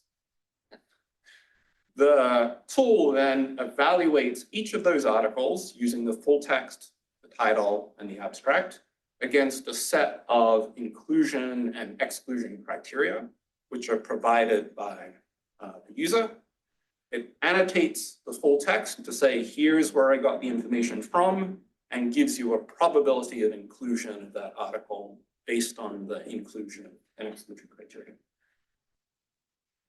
Now, one of the challenges that we found in using this tool is that the inclusion-exclusion criteria are often underspecified, right? So not enough detail is provided. Another way of thinking about that is that researchers are using their own knowledge to fill the gaps in those inclusion and exclusion criteria. So we've taken two approaches to deal with that underspecification. So the first is, these LLMs have a bunch of knowledge about a particular disease area. So you can ask the LLM to modify the criteria to better fit the objective of the systematic review. So the first approach is really useful if you're starting off with a new systematic review. The second approach is if you've already gone through part of the systematic review, you can provide the tool with that labeled data. So here's a set of, say, 300 I've gone through. I've determined inclusion, exclusion.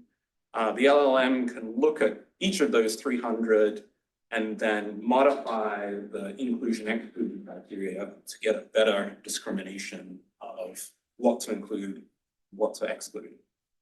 Now, importantly, we actually have developed this tool that mirrors the gold standard systematic review process, which is a two-person review of each article.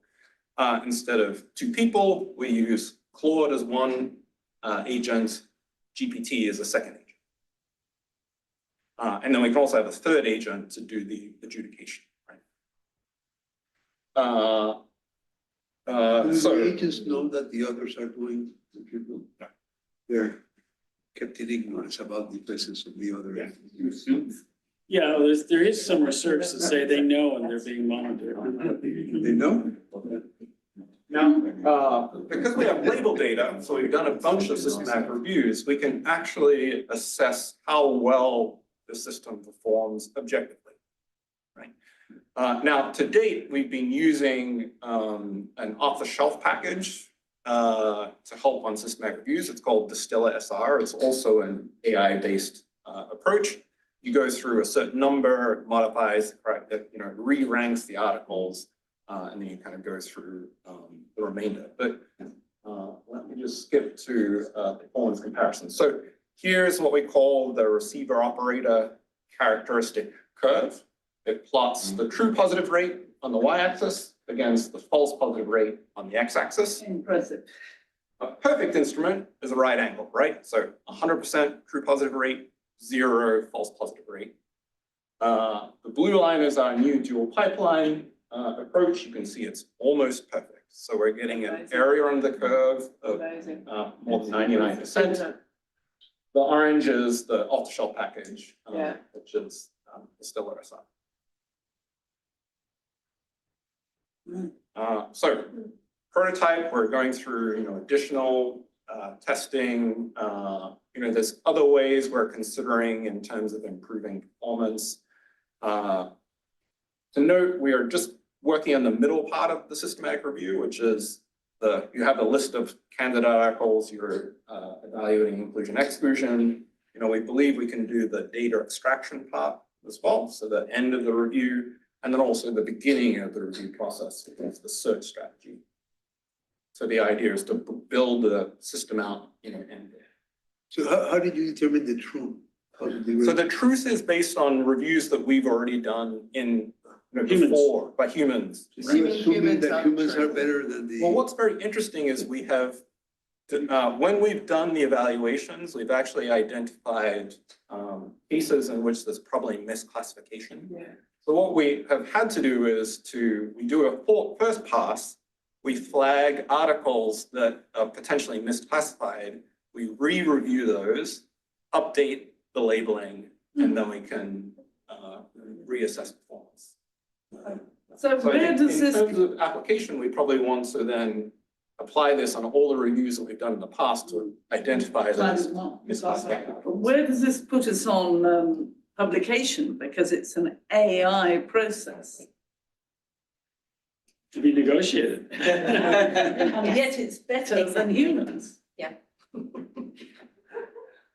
We've been up not to publish. Okay. But it is interesting, Yes, isn't we can it? discuss that at coffee. Okay, that's great, thanks. Thank you. Now, what I'm going to suggest is the following. We might do the coffee break now, otherwise the coffee break will turn into the lunch break. And as Julio rightly pointed out to us yesterday, there was a limit to the human capacity to live without a bio break. So let me give people internally a suggestion. We have several guests with us today. We have Cherry, who I think is known to most people. We have Miriam from The Lancet. Welcome, welcome. Thank you. And then we've got Catherine and Chris. So your job is to hydrate, deal with the consequences of hydration in whichever order you so choose, but also then introduce yourself to perhaps some of our guests and continue that discussion, Sally. So how, the discipline, can we be back in 15? That was an undertaking, noted. Okay, back in 15, thank you.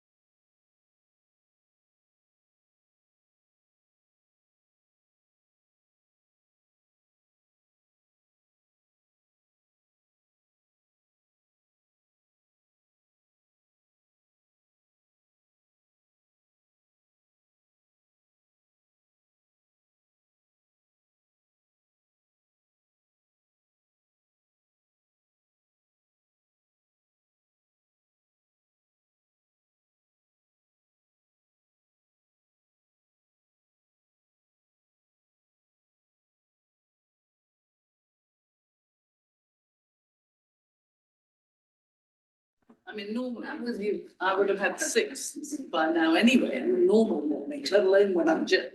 6. That's normal.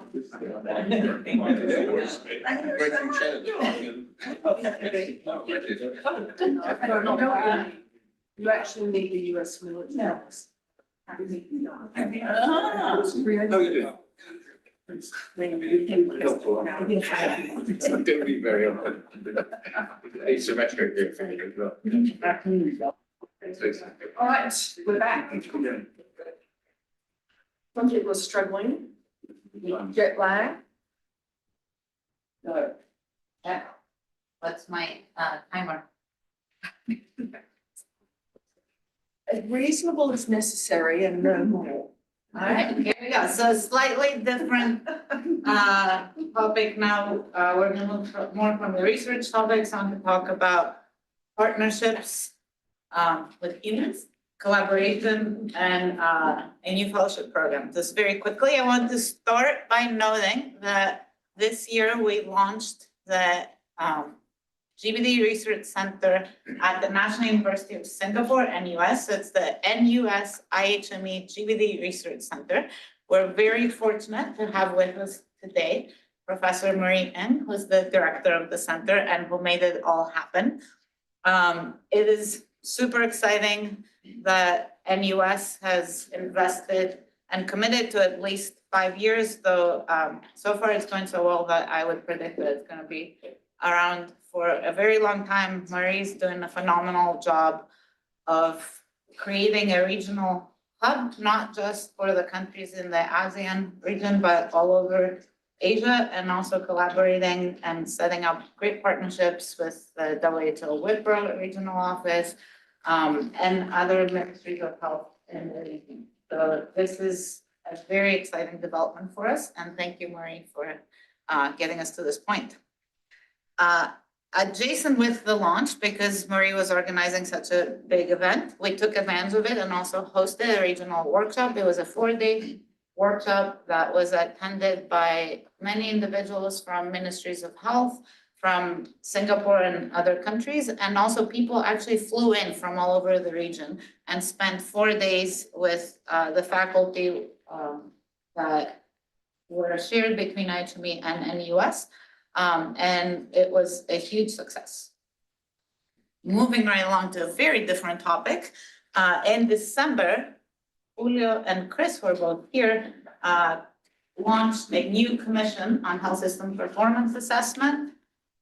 It was announced in the Lancet, and the commission will, I think, rock some boats like the World Health Report 2000 did 26 years ago. It is intended to be a revision, an update, and an improvement over the work that a bunch of us, when we were at the WHO more than a quarter of a century ago, did together again under the leadership of Julio and Chris. It is super exciting. I have 2 slides of the commissioners, but the one thing I really do want to note is that this set of commissioners includes 7 current and former ministers of health, which is incredible when you're talking about health systems and what matters, how to improve performance, to have 7 current or former ministers in the room, including, of course, Julio, the co-chair. We won't go over this. We had the first kickoff meeting in Mexico City about 6 weeks ago. I sit through a lot of meetings. I would have to say that these 2 days were some of the most engaging, exciting, and innovative that I have experienced in a long time. The commissioners were very engaged in taking what was, by all accounts and all the commissioner comments, a great product in 2000, bringing it to the modern day, making it better, making it more relevant. We had a lot of discussions. In the interest of time, I'm not going to summarize them all, but I do want to focus on the question of parsimony versus comprehensiveness, because it is a core tension that I don't think is an easy one to resolve, but one that I look forward to see what the commission does with balancing between having something that's simple and actionable versus all the complex dimensions that health systems need to deal with, and how to give each one of those dimensions its fair share of attention. One of those dimensions is equity, which all commissioners agree that is non-negotiable, but how to integrate it into the framework of health system performance assessment and whether to have it as a cross-cutting lens or a standalone goal is something we debated at the first meeting. I think we will probably keep on debating at future meetings, and we'll see where we end up. Super exciting. I hope when this report comes out, it has accompanied media like the 2000 did. We had a song back then, so I look forward to see what this leads to. But I think it's great to have all these minds together, because health systems is something that has not gotten a ton of attention in recent years, but in the current funding environment, if we can find ways to improve the performance of health systems, I think it will be a game changer. A couple of slides on the collaborator network. Proud to announce that we are at over 20,000 members at present. I also want to mention, because this doesn't get mentioned very frequently, we do turn down thousands of people. So it's not that we just had 20,000 people that have expressed interest. It is, joining the collaborator network is something that is very appealing to global health researchers, and we're over 20,000 members. We have 4 tiers, and we're continuously trying to come up with better ways to engage the collaborators, keep them involved, and harness the expertise that they bring and can contribute to the GBD. We have a series of events that we're trying to improve, and I think Kelsey's going to talk a little bit about that in her presentation, so I'll just go quickly through this. Some of the ways in which we've engaged collaborators in the launch of the GBD 2023, which happened last fall at the World Science Summit in Berlin, was through a series of webinars. You can see the numbers of individuals registered and attended, but through a series of 4 different topic seminars, we reached over 1,000 people in a period of just a few weeks. And we also had what we call information to action webinar series, where these were by people who lead research areas on cardiovascular disease. We had Greg Roth. On AMR, we had Mosen Nagavi, et cetera. And we reached about another 1,000 people through these webinars. And we also have a collaborative learning series where it was more about how to take the GBD findings and translate them. One was for policy impact, a second one was on scientific papers, and the third one was showcasing our new visualization tool on sex differences in health.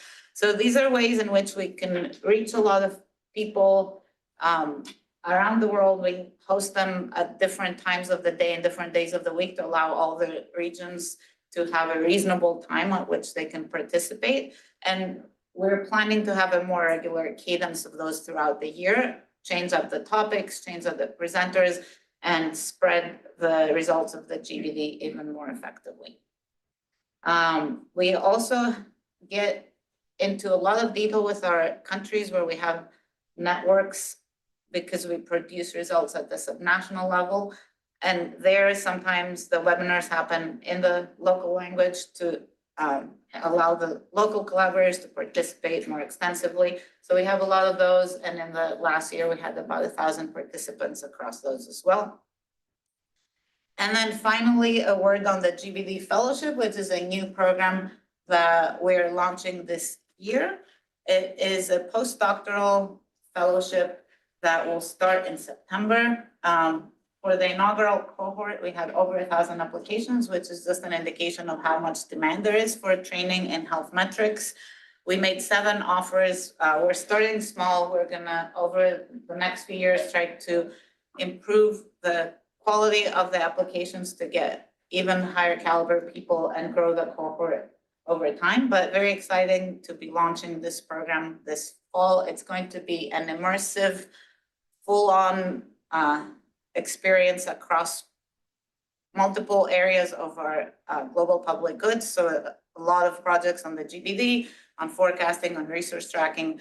At the end of 2 to 3 years, through mentorship trainings and a lot of hands-on experience, we hope to graduate, we will graduate, individuals that will be skilled across multiple of the areas and the methods that we work at IHME. And either contribute to a pipeline of faculty or go back to institutions where they will be doing similar work, but at a very high level with a lot of training. So those were the highlights across that area, and then I think I pass over to Chris for challenges. Thank you.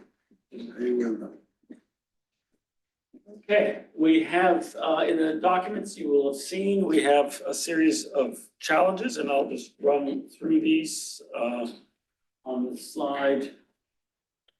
We've had quite a bit of discussion and presentation on research security, and I think this is an area we're going to need to monitor closely and see how the advances in the models can also find new vulnerabilities in what security we have present. We continue to, and Rob Aldridge talked about, open safely as one strategy for this, but we have to recognize that access to microdata may become progressively harder over time. Although I think we've been worried about this for quite some time, and it hasn't yet been too bad. And I think we have strategies in mind, like the open safely, taking the models to the data strategy. As we have more and more detail in the GBD, think more geographic units, diseases, risks, the cause and consequence content. We do have to figure out how we adapt quality control to manage that huge increase in volume. And I think we hope that large language models are going to help on that. We've had very promising indications that they can be good auditors of quality. And that's a challenge as we get more and more detail, we need to manage. I think the other challenge we have is that we are always asked for more detail. There's not a whole lot of people asking for less detail. There is a constant demand for more detail by age, by sex, by cause, et cetera. And now increasing, even from people like Bill Gates, requests for us to link the financial data to the outcome data so that we can sort of see where the money's going, where the disease burden is, how they're related. And yet there isn't necessarily more resources to meet that demand. So that's just a constant challenge we face. And as we've said in last year, I think, as models are really good at writing code, we have to recognize that there may well be groups that are going to start trying to push us on what is our comparative advantage. There's a group in Beijing that came out with a software package called Easy GBD that's circulating around, and it's a bunch of things like, here's how you can do GBD analyses and write papers. Now, they still have to get a hold of the data, but there is this is the environment that we're living in. Do you have any intellectual property rights on some of the methods or? No, we tend to post things for public use, right? No, but avoid that kind of abuse. Well, the easy GBD is not really abuse per se. It's just making the barrier to entry easier for somebody to write a paper, which is why there's 3,000 papers last year, right? And we might expect more. But I don't know, we don't have a ton of intellectual property to my knowledge. But also, just to clarify, the ECGBD is analyzing the results that we produce as opposed to producing the GBD. Yes. this. Analyzing the results, they've studied the types of secondary analyses that we've done with the results in various papers and made it easier to do those sort of analyses. But it's just a reflection of this challenge that, you know, you can, in a matter of minutes to hours to days, have enormous volumes of code written with basically no problems. So we should expect more of that to come. So those are some of the challenges we face. So over to you, Chair. Thank you. There's always challenges. Yes. It's fun. It keeps it fun, that's true. All right, I think if people are comfortable and mindful of time, we might move on. So, awesome. It's been, while people are just setting themselves up, let me thank all the presenters. I think that's been a tour de table, a tour de force, and any other tour you'd care to think of. To be honest with you. It was very engaging, and I think that the dilemma we always have with this particular part of the agenda is we could probably nerd this out for hours talking about individual components, and we've resisted, but it was very tempting. So thank you to everybody. And as I said at the outset of the meeting, I think it underscores the huge amount of work that's been going on. And I think certainly Julio, Sally and I can attest particularly to the quality of the work in the 21st century health threats context, which has been terrific. And I think does have some very important constructs in it, which will have very enduring benefit. So we'll see how that goes. All right. Yeah. Thank you. All right. Hello, everyone. I'm Kelsey Bannon, IHME's Chief Experience and Engagement Officer. It's always an honor to be able to present to you the IHME team report at this board meeting. So I hope what you'll see as I go through this, a team that's had a very exciting, if not a bit challenging year, and just some changes, improvements that we've made to try to support them, and then a look ahead to the future. So the team today has a headcount of 425 folks. That is a reduction of almost 10% from last year when I stood in front of you with a headcount of 470. 29% live outside Washington State. That's a fairly steady number. We've always hovered around 30% of our folks outside the state of Washington. And 44.7% of our staff are regularly in office, with 55% working remotely. That doesn't necessarily mean that those remote folks aren't coming in or those in-office folks aren't working from home. But I would say our hybrid environment balance is shifting increasingly towards more folks coming in to the office. Very low turnover, very low voluntary turnover this year, only 1%. The average tenure grew from 4.14 to 6.5 years since FY23. And the share of our staff with 5+ years tenure rose from 32% to 55%. We were able to divert 36 layoffs of our 62 total layoff cases to redeployment through newly funded projects or team transfers. And the resulting number from that is that 72% of our departing staff would recommend IHME through our standard exit and offboarding interviews. So as you can see, this past year has brought. Kelsey, Yes. the reduction, the roughly 40% reduction, that's the consequence other than the 1% of layoffs. Correct. Yeah. Okay. So, Yeah. sorry to be dense. That's right. Yeah. They're kind of two different sets of numbers. So the past year brought a lot of changes for our team, increased budget pressure compared to normal, several types of restructuring, which I'll talk about a little bit later, and of course, the ever-present AI, which has been with our organization for several years, so not entirely new, but of course, an increase in adoption. But what we also have seen is a team that remained highly engaged. We were able to deliver on our commitments in working towards building for the future. And we believe in reflecting this with our team that these numbers reflected a group that felt supported and chose to stay. This past year was our first full year with the Platform 15.5, which I introduced to you last year, and OKRs, our objective and key results platform. At the end of FY '26, when we're going through our reconciliation of our OKRs, 82% of them were on track or completed. 94% of our staff participated in one way or another in OKR setting. We set over 2,300 objectives institute-wide, which I think we would argue might be a few too many, but definitely indicates our staff's appetite for details. And 92% of them align to an org level goal, which we hope to get to 100% in the future.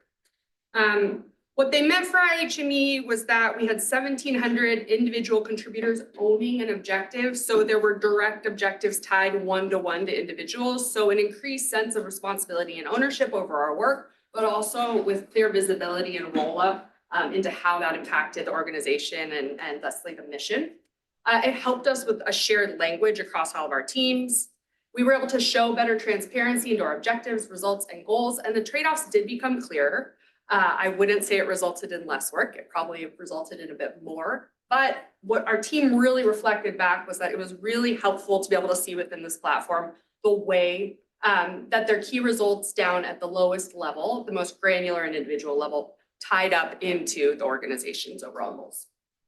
So some of the notable OKR completions were already discussed in the key achievements over the last 2 hours, so I won't go into them. But I was pleased to note, and I think Michael in particular is one of the champions of our OKRs, that most of the key achievements that made their way across the slide were in fact in our platform. So we didn't have anything that showed up unexpected, and we were also on track for the things that we had to sideline or slow down for other work.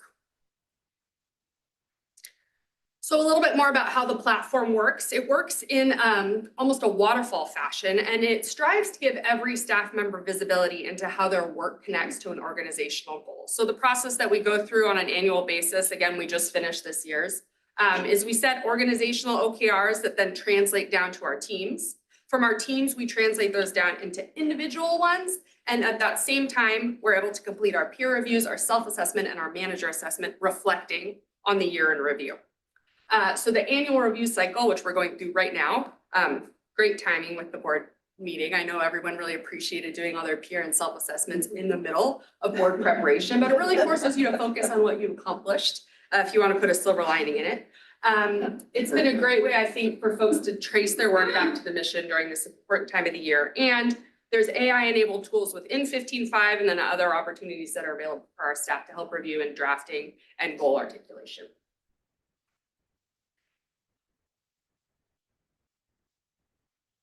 So in addition to the top-down approach for setting OKRs, we also have performance reviews that are going on right now. So our staff have finished their peer reviews, their self-assessments, and then they're in the middle of manager assessments right now. The managers are asked during their assessment of their employees to tie back the work that their staff is doing to the mission and ensure that each of the goals that they're setting for the upcoming year are well aligned. We also have a lot more visibility into the goals that are set at both an individual and a team level so that our team, and in particular Sarah and the people in performance team, are able to reach out directly to managers and help calibrate if they feel like some of the goals are not specific enough, don't have measurable targets, or in certain cases are not aligned with the overall mission of the team and the organization.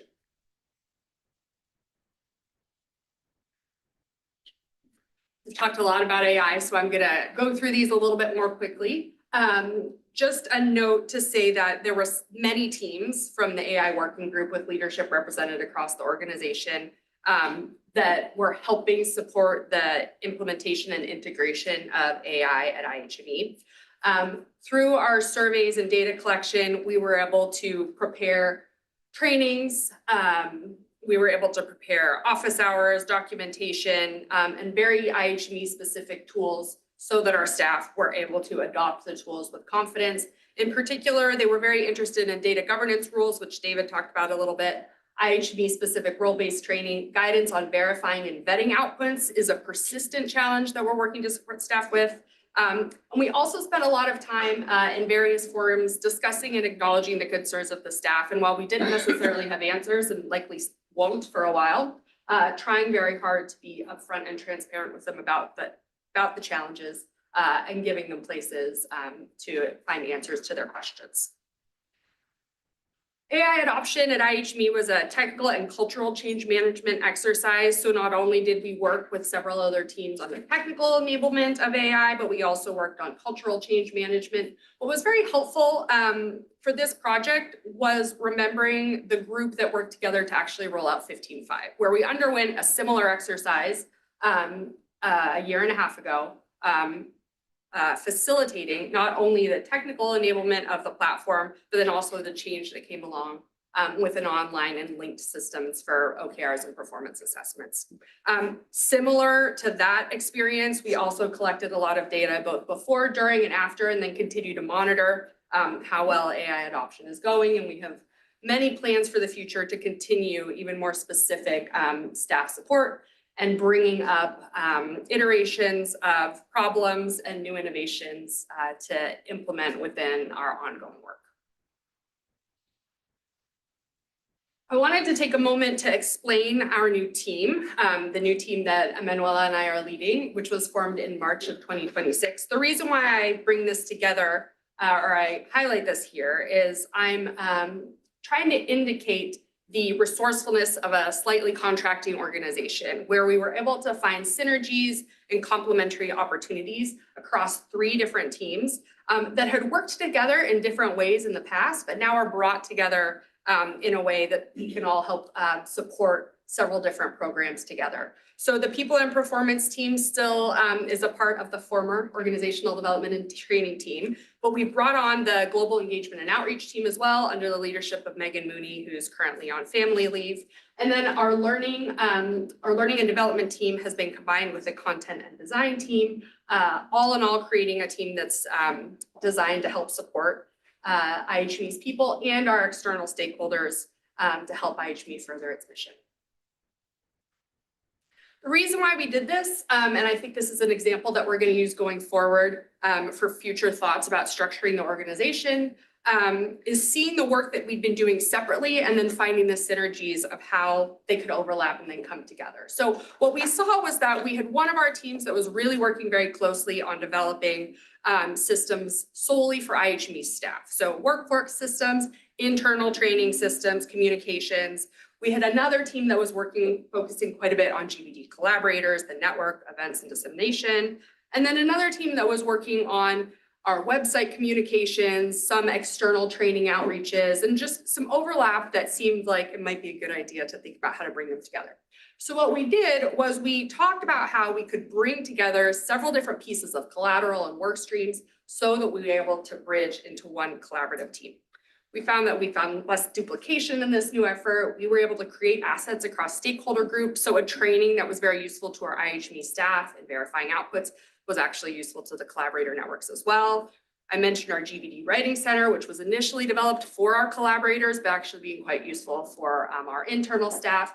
And a lot of the external work that we've been doing, particularly around media campaigns with Rhonda's team, was quite useful for our collaborators or internally.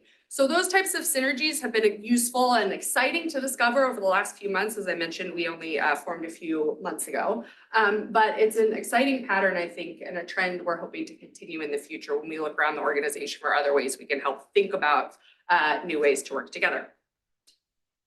So the way that we're helping to support the organization's reach, you've seen the collaborator number quite a bit, but we're over 20,000 collaborators, and so our team will be one of the ones that's helping to support that quite a bit. Country conversations, hoping to increase those in the next few years, as well as more targeted virtual events, increasing our online event registration, working with Rhonda's team and research teams to increase our video and media views, and helping to support the inaugural cohort of the GBD Fellows in September of 2026. One of the first events that taught us how we might all be able to work together as one team was the GBD 2023 launch, which I know we've heard quite a bit about in October of 2025. But our team, that was one of the first times our teams were able to experience a range of modalities of putting IHME's findings in the hands of many different stakeholders and individuals at the same time. So with our online learning week, as well as our in-person launch of our GBD fellowship, updates to the website, media interactions, and then country-specific media toolkits for our collaborators, just as a few examples. This was what kind of put the initial ideas in our head that this might be a collaboration that could be quite helpful in the future. A quick note about the inaugural GBD fellowship with which Emanuela mentioned earlier. Again, really a massive outpouring of support for this particular program. We launched it at PMAC last year, and since then have received a lot of interest, over 1,000 applications, many countries represented, and our team was actually able to move through the review, vetting, and interview process quite quickly. We have 4 fellows joining in September, and we're really excited about this potential model for developing a next round of health metric sciences and consider it not only a pipeline into IHME for more senior staff, but also a great way to expand our stakeholder network in country and policy settings.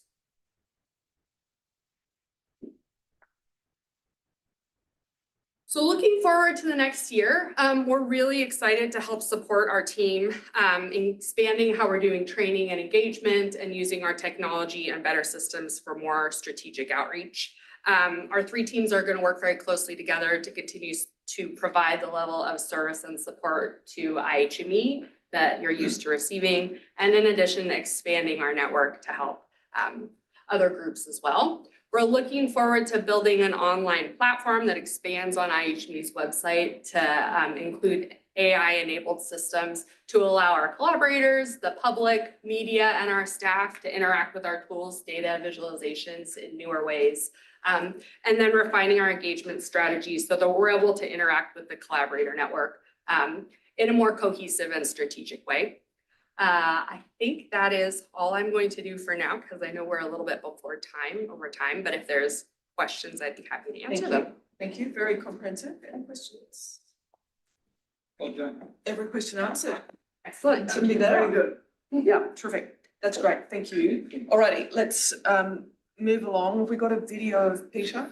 Yes. Give me just a second. The great man beaming in from the gods. In Brussels. Where else? No, isn't he in London? Is he in London? Grand Chancellor? No, but not presumably he did it from home, didn't he? No, we'll soon tell. Yeah. On the video probably. Yeah. Hello, everybody. Greetings from Brussels, and sorry I can't be with you here in Seattle. But we've had some really good past year with the Independent Advisory Committee to the GBD, and we all and let me now briefly go over an update and over the 2 meetings we had with the full committee. Next, please.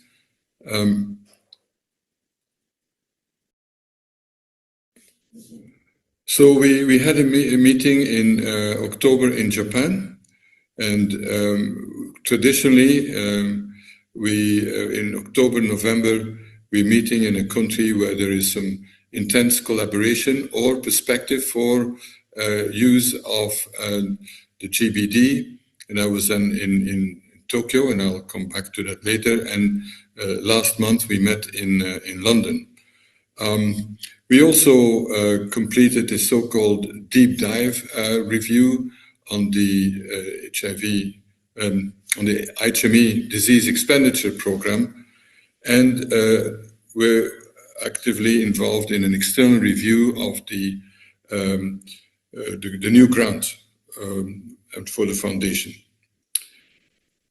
We also, it was very exciting, we attended together with Lisa Munira and Chor Van Lee, attended the launch of the Southeast Asia Hub at NUS, the National University of Singapore. And this will be for me a real example of how IHME and the GBD can work in the future on a global basis. We're now work is underway for a deep dive review on GBD visualization. It's chaired by Trevor Sutton. And our next meeting will be in Jakarta in Indonesia in November 26th. Again, because Indonesia is very keen and has engaged already in using GBD methodology and using more data for health policy decisions. And this is under the leadership of Minister Budi from Minister of Health. Over, next one. So in Tokyo, it was on the first place we started with a joint session with the Executive Committee on Global Health and Human Security of Japan, chaired by former Minister Keizo Takemi, well known to the board, I think. And it was a combination of discussions on integrating disease burden data in an integrated way and use for policy, and also global health diplomacy.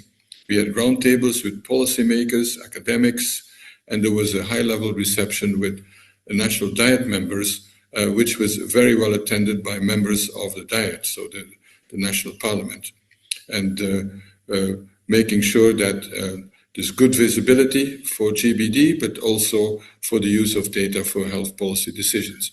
Next, please. And we have some update on the membership. Very much to my personal and collective regret, my club stepped down in January 26, and particularly also because of some frustrations that he had encountered. But we have also expansion of our AI expertise with the appointment of Akhil Verghese from India, a young AI entrepreneur who came from Google and now has his own company, and has already been very active from day one when he was with us, together with Mustafa Cissé from Senegal.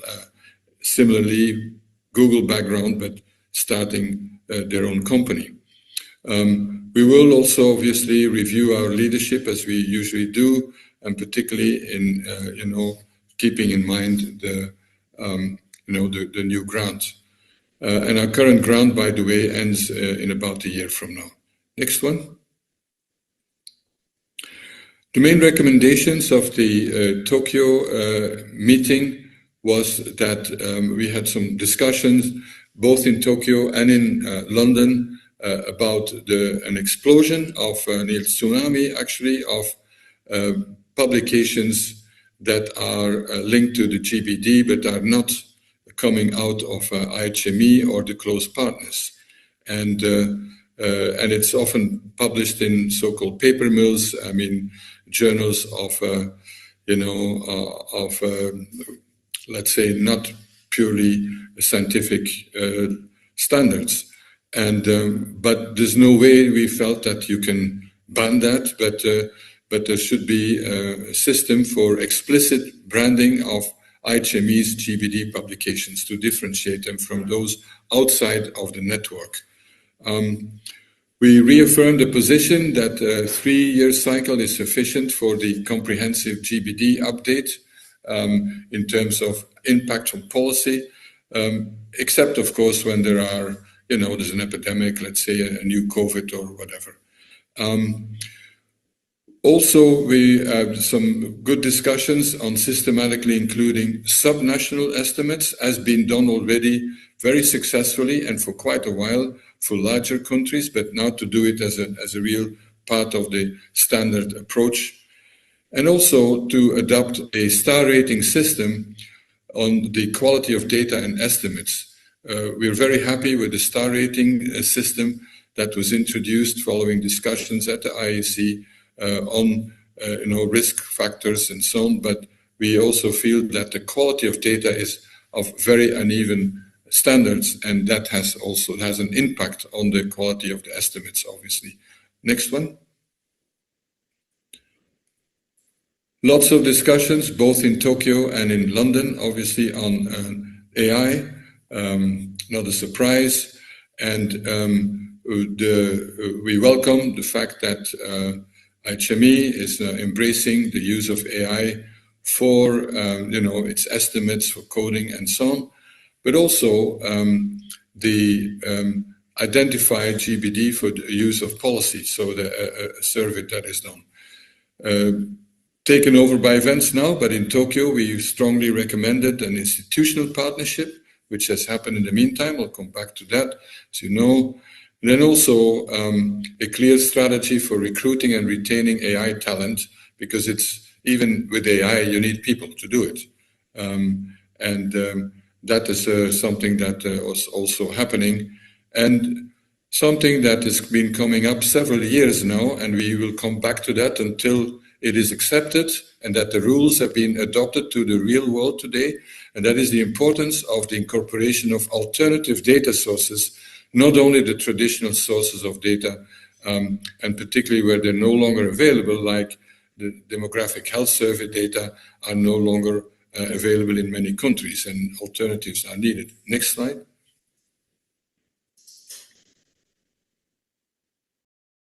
Can I have the next one, please?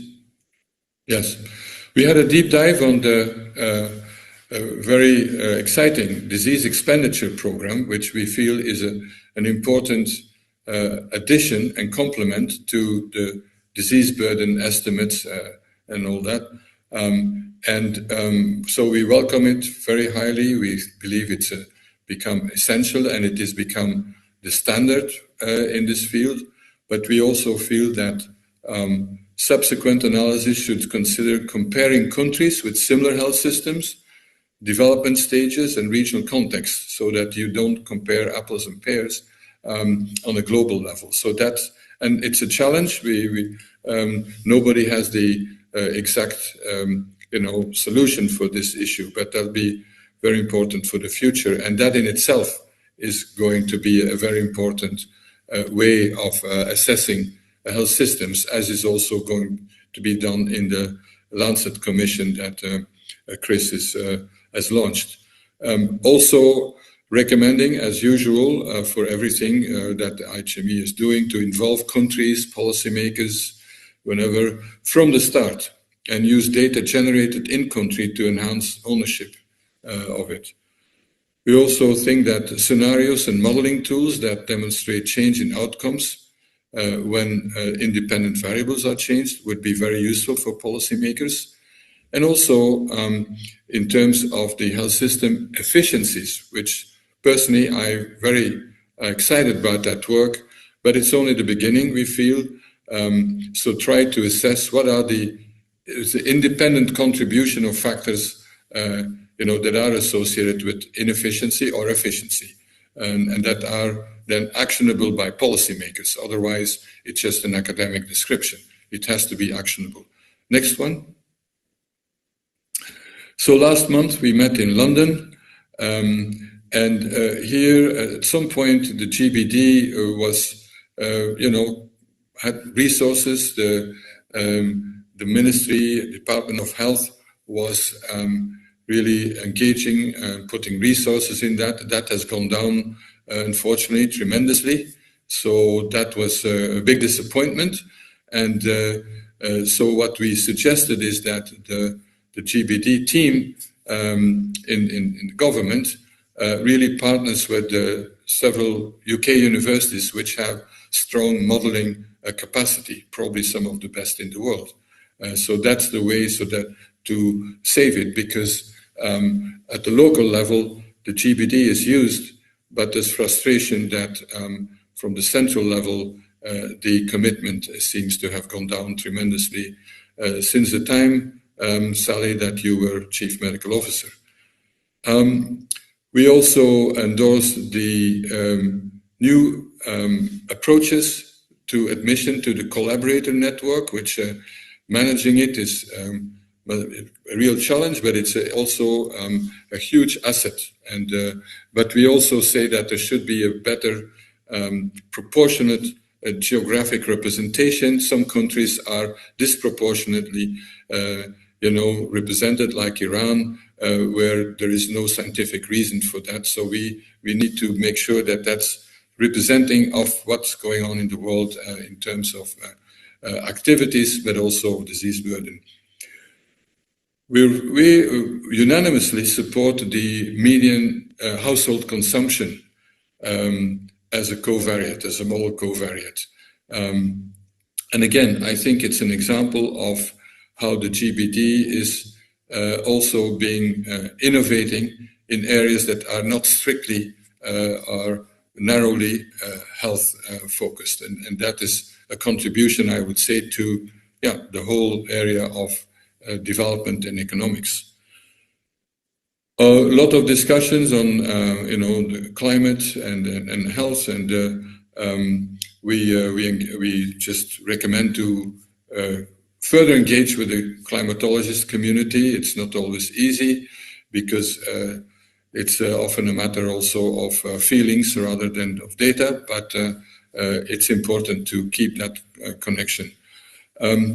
Also very pleased with the work on education, also because we feel this is kind of gives us some job satisfaction, because it's something that the IAC brought on many years ago, and in the meantime, of course, it has led a life of its own, extremely important, also considering the long-term importance of education or low education, and to try to expand the country coverage for cause-specific analysis. But the issue is, of course, also the existence of data. And from a practical perspective, we should move probably from, let's say, associations or causal relationships to a central policy question for policymakers. And I put it here, very specifically, for each additional year of education, how many additional healthy life years, how many dollars are gained? Because that is something that then can be used for substantive policy, improvements, and where ministers of education, the finance, and health can really join forces. Over, next one. We all, again, had about half a day of discussion on AI. I won't repeat most of it, and it's, of course, work in progress, but we very much welcome the partnership and Anthropic. That's really a big coup, and for me, means that the embracement and the inclusion of AI as a core asset will be accelerated, so that I won't go over all this. I suspect you will have discussed that at the board.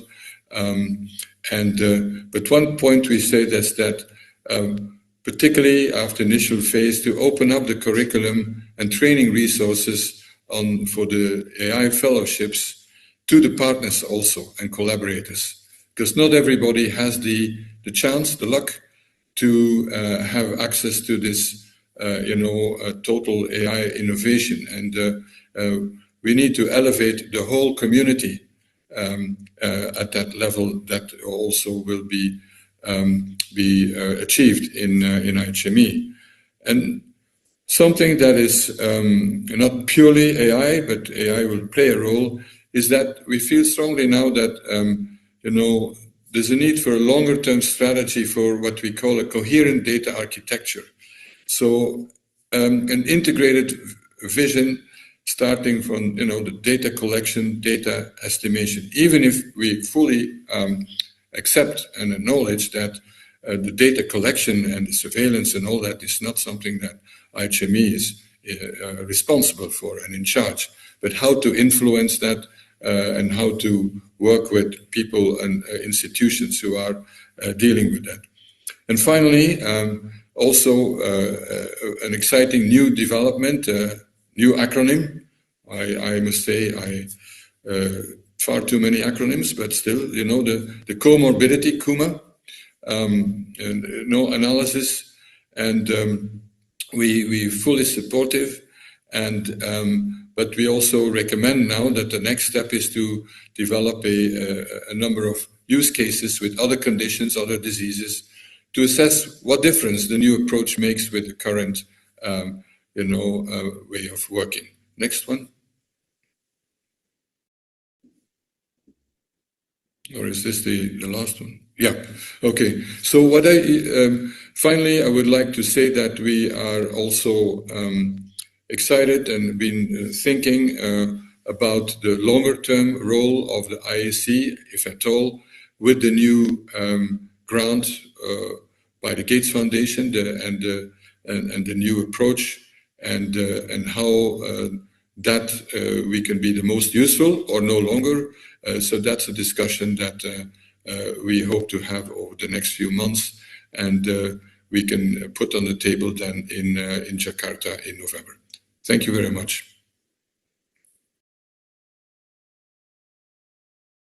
Observations? Because there's clearly no questions. Well, there are questions, but you won't get an answer. He looks remarkably good for pushing 80. I hope I look that good when I'm 80 or around.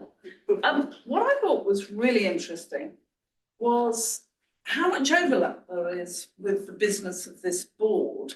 And so I began to think, Gates Foundation is paying for some very useful things, but actually, not only was there overlap, but they aren't particularly well informed, and things that we know are happening just didn't come through.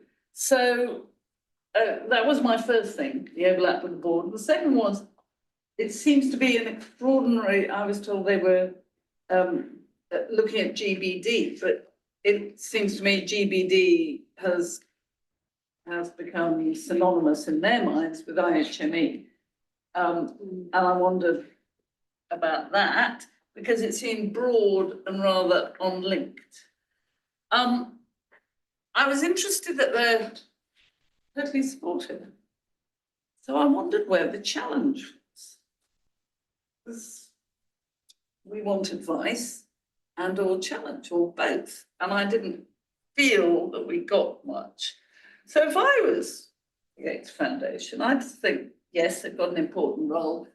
But in the light of what I've just heard, I don't know that I'd want them meeting twice a year. I think once a year might be enough. And I mean, you know, the logistics for that can't cost very much. So I think they could be more useful if we actually said, this is what we want you to look at now, help us, and next time they're talking about a deep view. But I think once a year and just logistics support would do what IHME needs. So that then leads into what does the foundation actually need? And only they can say, but they surely want a group that gives us helpful advice rather than just general splurgy support. And some helpful challenge. So that may be the membership as well, but. I think to be fair, there has been challenge on Over a the number of years. occasions. Right. So I think to be I fair. didn't see it today. No, but to acknowledge that one of the things that is being done is a review of the visualizations. And that's something we have raised in the past, but they're actually doing the dive into it, and I think that's quite helpful. I think there's a role. I Yes. just think it needs defining better. And I'm not convinced twice a year to end up with that. It's useful. Okay, any other observations? Well, we're gonna have a talk. Do what you want. Yeah, we're gonna talk obviously to Cherry after lunch, so. All right. We could pick some of that up maybe. All right. Yes. The star rating for the data here, they recommended, I was not clear what it meant and. The quality of the data. You know, we have a star rating system for cause of death, quality, and we have a star rating system for burden of proof. How strong is the As strong as the evidence. You know, supporting the link between a risk and an outcome. Yeah. They would like us, and I've been starting to think about this, can we star rate the quality of the evidence on each thing in the GBD? You know, how strong is the evidence on uterine fibroids? You know, the answer is very weak because there's only about 6 or 7 studies of population-based prevalence, whereas there's Scared. 3,500 studies on diabetes prevalence. Right, so there is a big spectrum, and so it's a worthwhile thing, and we've started to think about it. I actually think it is a very worthwhile thing. All right, conscious of time, if everyone's comfortable, we'll move on to Michael. Report back from the Global Business Advisory Board, which, just a reminder, we're charged with offering guidance on the direction of the IHME global business, let's call it presence, and any expansion plans. And there's the membership, which is a blend of folks from IHME and the at the university and of course Jane on board. A couple of things that just worth noting. A marked advance in this past year, working with School of Medicine and university leadership on being able to attain much greater flexibility in the ability, much greater flexibility to have a new faculty role that can be positioned overseas. That doesn't necessarily mean we have to use it all the time or will at IHME, but that's significant more flexibility than it existed in the past in that regard. So a positive development there. We have over time been presented with multiple partnerships and helped to facilitate multiple partnerships that involved partners outside of the US. That's taken lots of different forms and things, and that has been shaped over time. No two situations will be exactly the same for sure, but in the current larger population health landscape, using things like National University of Singapore and IHME Joint Research Center as an example, where there's strategic benefit from both, where there's complementary pieces, where IHME is really amplifying or leaning into the things that we do best on our comparative advantage, and then really letting NUS do the same. That seems to be a sweet spot that we should be looking more for, and more thinking about how that works regionally without overcrowding. Again, not a mandate at all or request to accelerate, but to look at that thoughtfully as one goes. You heard previously from a couple of different folks on a much more complex set of compliance considerations, cybersecurity and other risks. IHME actually probably has more experience with this globally than the university as a whole. We've been working with them over the past year plus to help adapt mechanisms that currently exist. And a little bit of the advisory board appreciated that, as is any of our partners at the university, continuing to keep a focus on this, not considering the job done, but considering to see how this evolves and how we can be helpful to the university, and vice versa is front and center for us. And finally, as we've mentioned before, we've had a couple of formal written global presence strategies at the request of the School of Medicine Dean and the Provost, with the full support of the President. They've asked us to reassess at this point in time since so much has changed.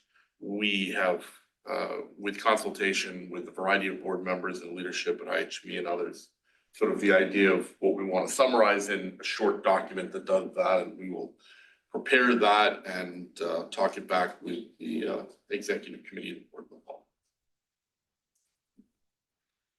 Jane, since you're also on. I think that's a good summary of where we've gotten to. Questions? No? Good job. Thank you.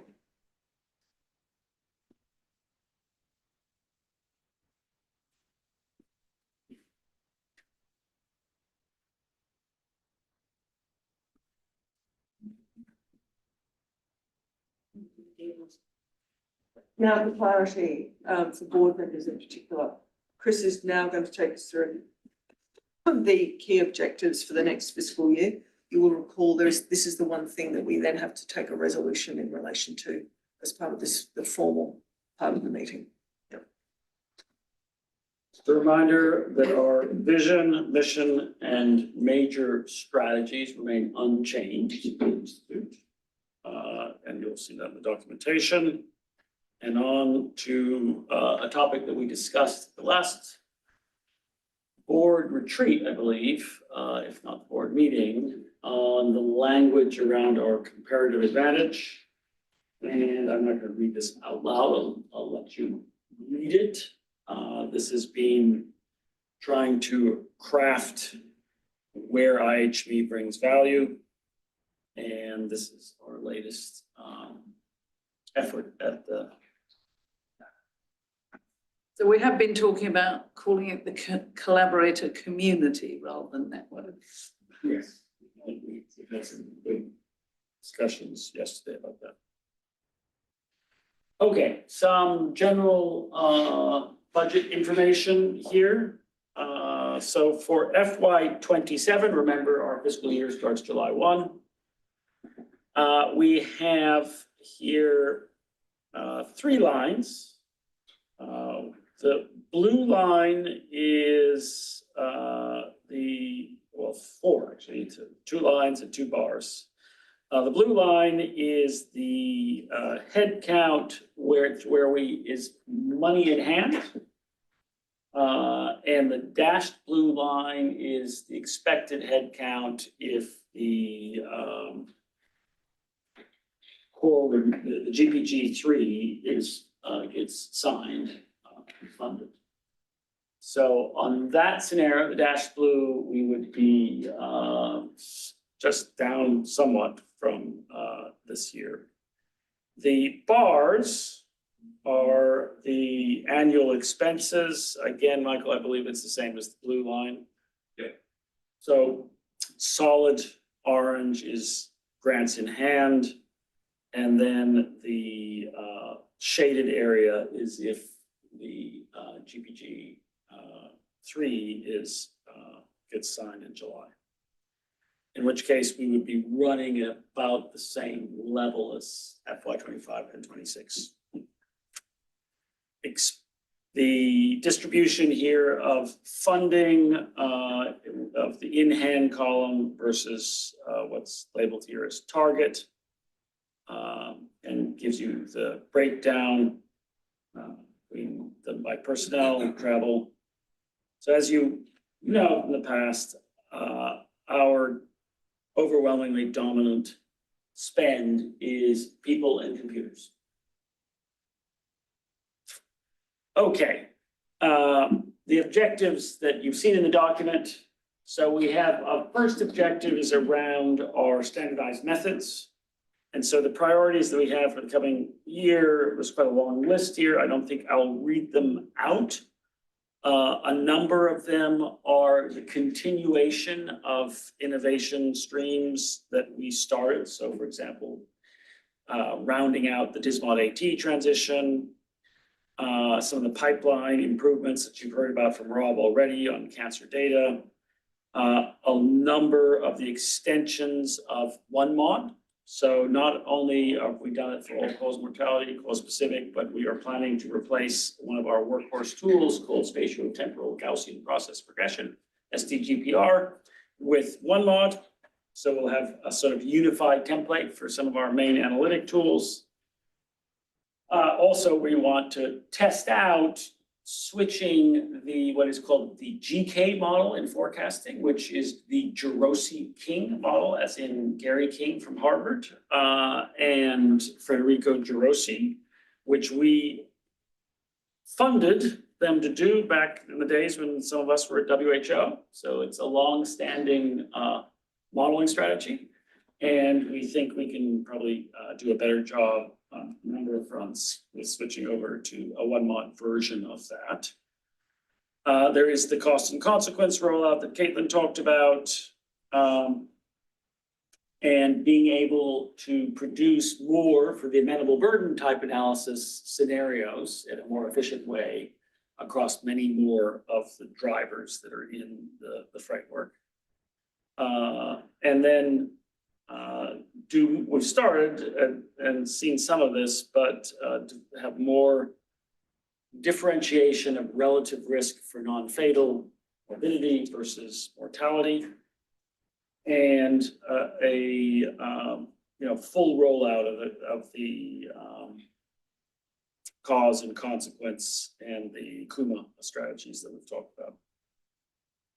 Second objective is essentially production of our analytics and delivery in the form of high quality health intelligence. So that means producing GBD 2025 and starting on GBD 2026, indicators, for example, that have to go into other results as you see below, like goalkeepers. We want to complete the transition to full burden of proof assessment for all risk outcome pairs. The outstanding cases are mostly occupational risks. there's a few dribs and drabs, but there's a long list of occupational risks in GBD for which quite a lot of work to get those systematic reviews done. You want to establish the monitor. Thank you, John Stanton, for being willing to fund that next phase of the work on 21st century threats. But we need to figure out how to execute on that, and there's quite a lot of interesting things I think we can learn from the rollout from the commission. Steve showed us our systematic review machinery, and so it's a real goal for us to build that into the routine backlog of systematic review. So remember, there's more than 1,000 systematic reviews that need to get done for the GBD. We do not do them all every cycle, we just do not have the personnel. But as we end up moving towards a much more automated with human oversight systematic review, we can become much more timely on reviews. And so that'll be a great improvement. Produce our forecasting, produce the SDG indicators for goalkeepers, custom scenarios. We have a specific project with the Gates Foundation on Pakistan, which requires application of those scenarios. Produce our development assistance for health and total health expenditure estimates. And then, as Joe has talked about, our increasing suite of economic indicators, including median household consumption. Objective 3 is related to our publishing. And so this is about submitting GBD and forecasting capstones for GBD 2025. We have developed, and I think you know about the core catalog, which is the 200 plus lead papers we want to see produced, where we have a very explicit engagement strategy of tier 3 and 4 collaborators, as well as, of course, people here in producing those 200 plus papers. And so we want to see that continue to be rolled out. And of course, there is other papers relating to some of the innovation critiques and responses that we wish to continue to see being produced. Not 100% in the Lancet. Many perhaps. Objective 4 is to harness AI in a large part to do the third bullet, which is reduce staff time spent on routine activities so that staff time can be spent on more useful, innovative areas where we really need the humans, not the machines, to maintain quality and produce meaningful results. So we want to have a more coherent transformation plan on AI as we go through the beginning of the fiscal year. We want to use AI to improve speed and quality. I think we're going to learn in many cases, in the few cases where we've asked the technology to look at the code base, comes up with very specific areas where we can focus our efforts at improvement. It even uncovers strange little bugs. You could be working there for 2 decades. So very useful things that we'll probably get out of that. Develop specific products with AI technology, such as the systematic review, but standardized approaches to data ingest from surveys, from tabular data, from clinical informatics. Continue our trend on MCPs, that is the modern use of MCP, not the Sally Davis use of MCP. To make our data more available. And we hope to expand that, not just to GBD, see that for forecasting, health expenditure, and a number of other areas. And I've already mentioned the semi-audited solution survey data sets. And then objective 5 is related to another Lancet initiative, which is revitalizing the health systems performance assessment framework through the work of the commission. And then here at IHME, we've already started, this is the health systems team, looking at things like a refresh of the healthcare access and quality index. And one of our big goals that Julio and I framed at the meeting in Mexico is, can we meaningfully report on country performance on health and then the contribution to that performance by health systems, as opposed to behavioral, occupational, environmental risks and other things.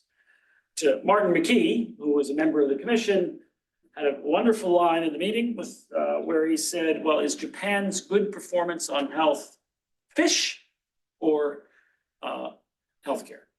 Now, he was trying to make an extreme case, but it gets to the point that how much of Japan's great performance in terms of achievement for their level of development and spend is good diet and exercise, and how much of it is quality of healthcare. And if we could somehow answer that in a systematic way, it would be super useful. So part of that objective, I have no idea if we can, because there is a big collinearity problem. Mediation, like SDI goes up, but some of that's mediated through healthcare, some of it's mediated through, people more educated, smoke less, all those sort of things, right? So it will be great if it's possible to separate these. We will see if we can. We will make a very concerted effort. So that is our objectives. Oh, no, sorry. I forgot on the few more. Objective 6 is to sustain our global community and audience, to produce actionable insights from our analytics. So that's collaborator network, our marketing strategy. We're very happy with our collaboration with the World Health Summit and the launch of GBD23. We imagine we will be in partnership with them for several years, as well as others for launching results. We would like to expand the stream of national and subnational policy insight, as we've spoken about. We want to promote awareness of some of our main products, finance and global health, the SDG work, the commissions, through a number of outreach, communication, web-based strategies. And then, as the last 3 bullets speak about, other ways that we deliver knowledge, training, resources, as well as enhanced data visualizations, and this idea that Kelsey talked about of a unified platform, so that there's a customer experience for our collaborators when they come to our website around communication resources relevant to them, and remove some of our standalone portals that we have. 2 shorter objectives that are very important but relate to the institution. First, foster and sustain a high-achieving, agile, which is particularly important right now, accountable, ambitious, and resilient organization by strengthening operational excellence and adaptability. And then we need to always be looking for resourcing, given we have ambitions for some of the analytics that stem from the work that we've been doing. And we've had some success in the last year of new sources, and so we will continue that work. So those are our objectives for FY27. Thank you. Any particular questions about those? Everyone had the document beforehand, which may facilitate this. I think it's consistent with all the discussions we've had leading up to this particular document, which is slides at the end. We've had a pretty good discussion. There's been great success in the last year. And Yeah. Continuation of that Agreed. success. Agreed. Always raising the bar. And poking the bear. Question. Yes. So the global threats to health monitor, which is now being established. Those, where will be housed here? Is there the idea that other institutions might? We need to figure that out, right, before Berlin. Okay, I think that's part of the announcement in Berlin? yes, Okay. part of our panel at the World Health Summit will be announcing it. So we have a short window to figure out what comes next. Who would be the membership of the sort of advisory board? Yes, the analytics board would be based here. UNFPA would like to be an institutional as opposed to individual partner, but that there are some who are, important people, such as Richard Horton, who think that's a very bad idea to have an institutional partnership for an independent monitor, as opposed to membership. So Natalia is no longer the head. And Natalia was in her personal capacity, even though she did bring in institutional support. UNFPA was not a institutional partner. So we need to resolve those topics.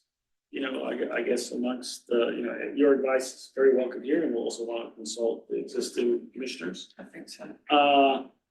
And, do we bring in other people, maybe an individual, a person who's very interested in the commission is Ajay Banga. When we briefed him on the results, and do we try to have him in his personal capacity as the advisory member? How do we make a stronger connection to the UN Secretary General's office, given it's About to change. About to change. yeah. Yes, that's a good question. Can I suggest, we shouldn't turn this into a problem solving session. Yes. So do you want someone to move a motion that we accept it? I will in a second. I just want to suggest there may be two components to that discussion. One of which is the governance and stewardship, and the other of which is the technical and advisory component of it. Yeah. Because making sure the thing is hygienic and runs all the rest of it, you don't necessarily have the same people to do one versus the other. So just perhaps when it comes to the commissioners for discussion, obviously with the benefit of the donor views, we can have a conversation about how to do that. And therefore, because I think that might influence where I might sit as well. Okay, all right. So, yes, now, Sally, would you like to move that we? I move that we accept and commend. Okay, for the resolution. Are we unanimous? Indeed. All right, approved. With acclamation. Thank you. All right, so yes, all right, slow clap, that's all right. I'll do it. Those who don't know what a slow clap means. Well done, team. That's been a very good, I think, run around the grounds. So that's been extremely helpful. We've obviously already in the last day had some very deep dives and quite sort of, I think, good questioning in relation to some of that detail. So that's been good. We do have more discussion this afternoon, but I am pleased to report with only 4 minutes delay, that takes us to lunch. So if you're really good, you can have till 1:30. Does that sound all right? Okay. And I should acknowledge, I don't know whether she's still there, but Helen has been on all the time. So if she's gone, I can't. We have a wonderful infinite mirrors. Yes, we do. Yes. Oh, Helen, there you are. Well done for sticking through from wherever you are. Nice to see you. All right, so thanks, everybody. Enjoy the lunch, enjoy conversation, and we will reconvene at 1:30. Okay, thanks.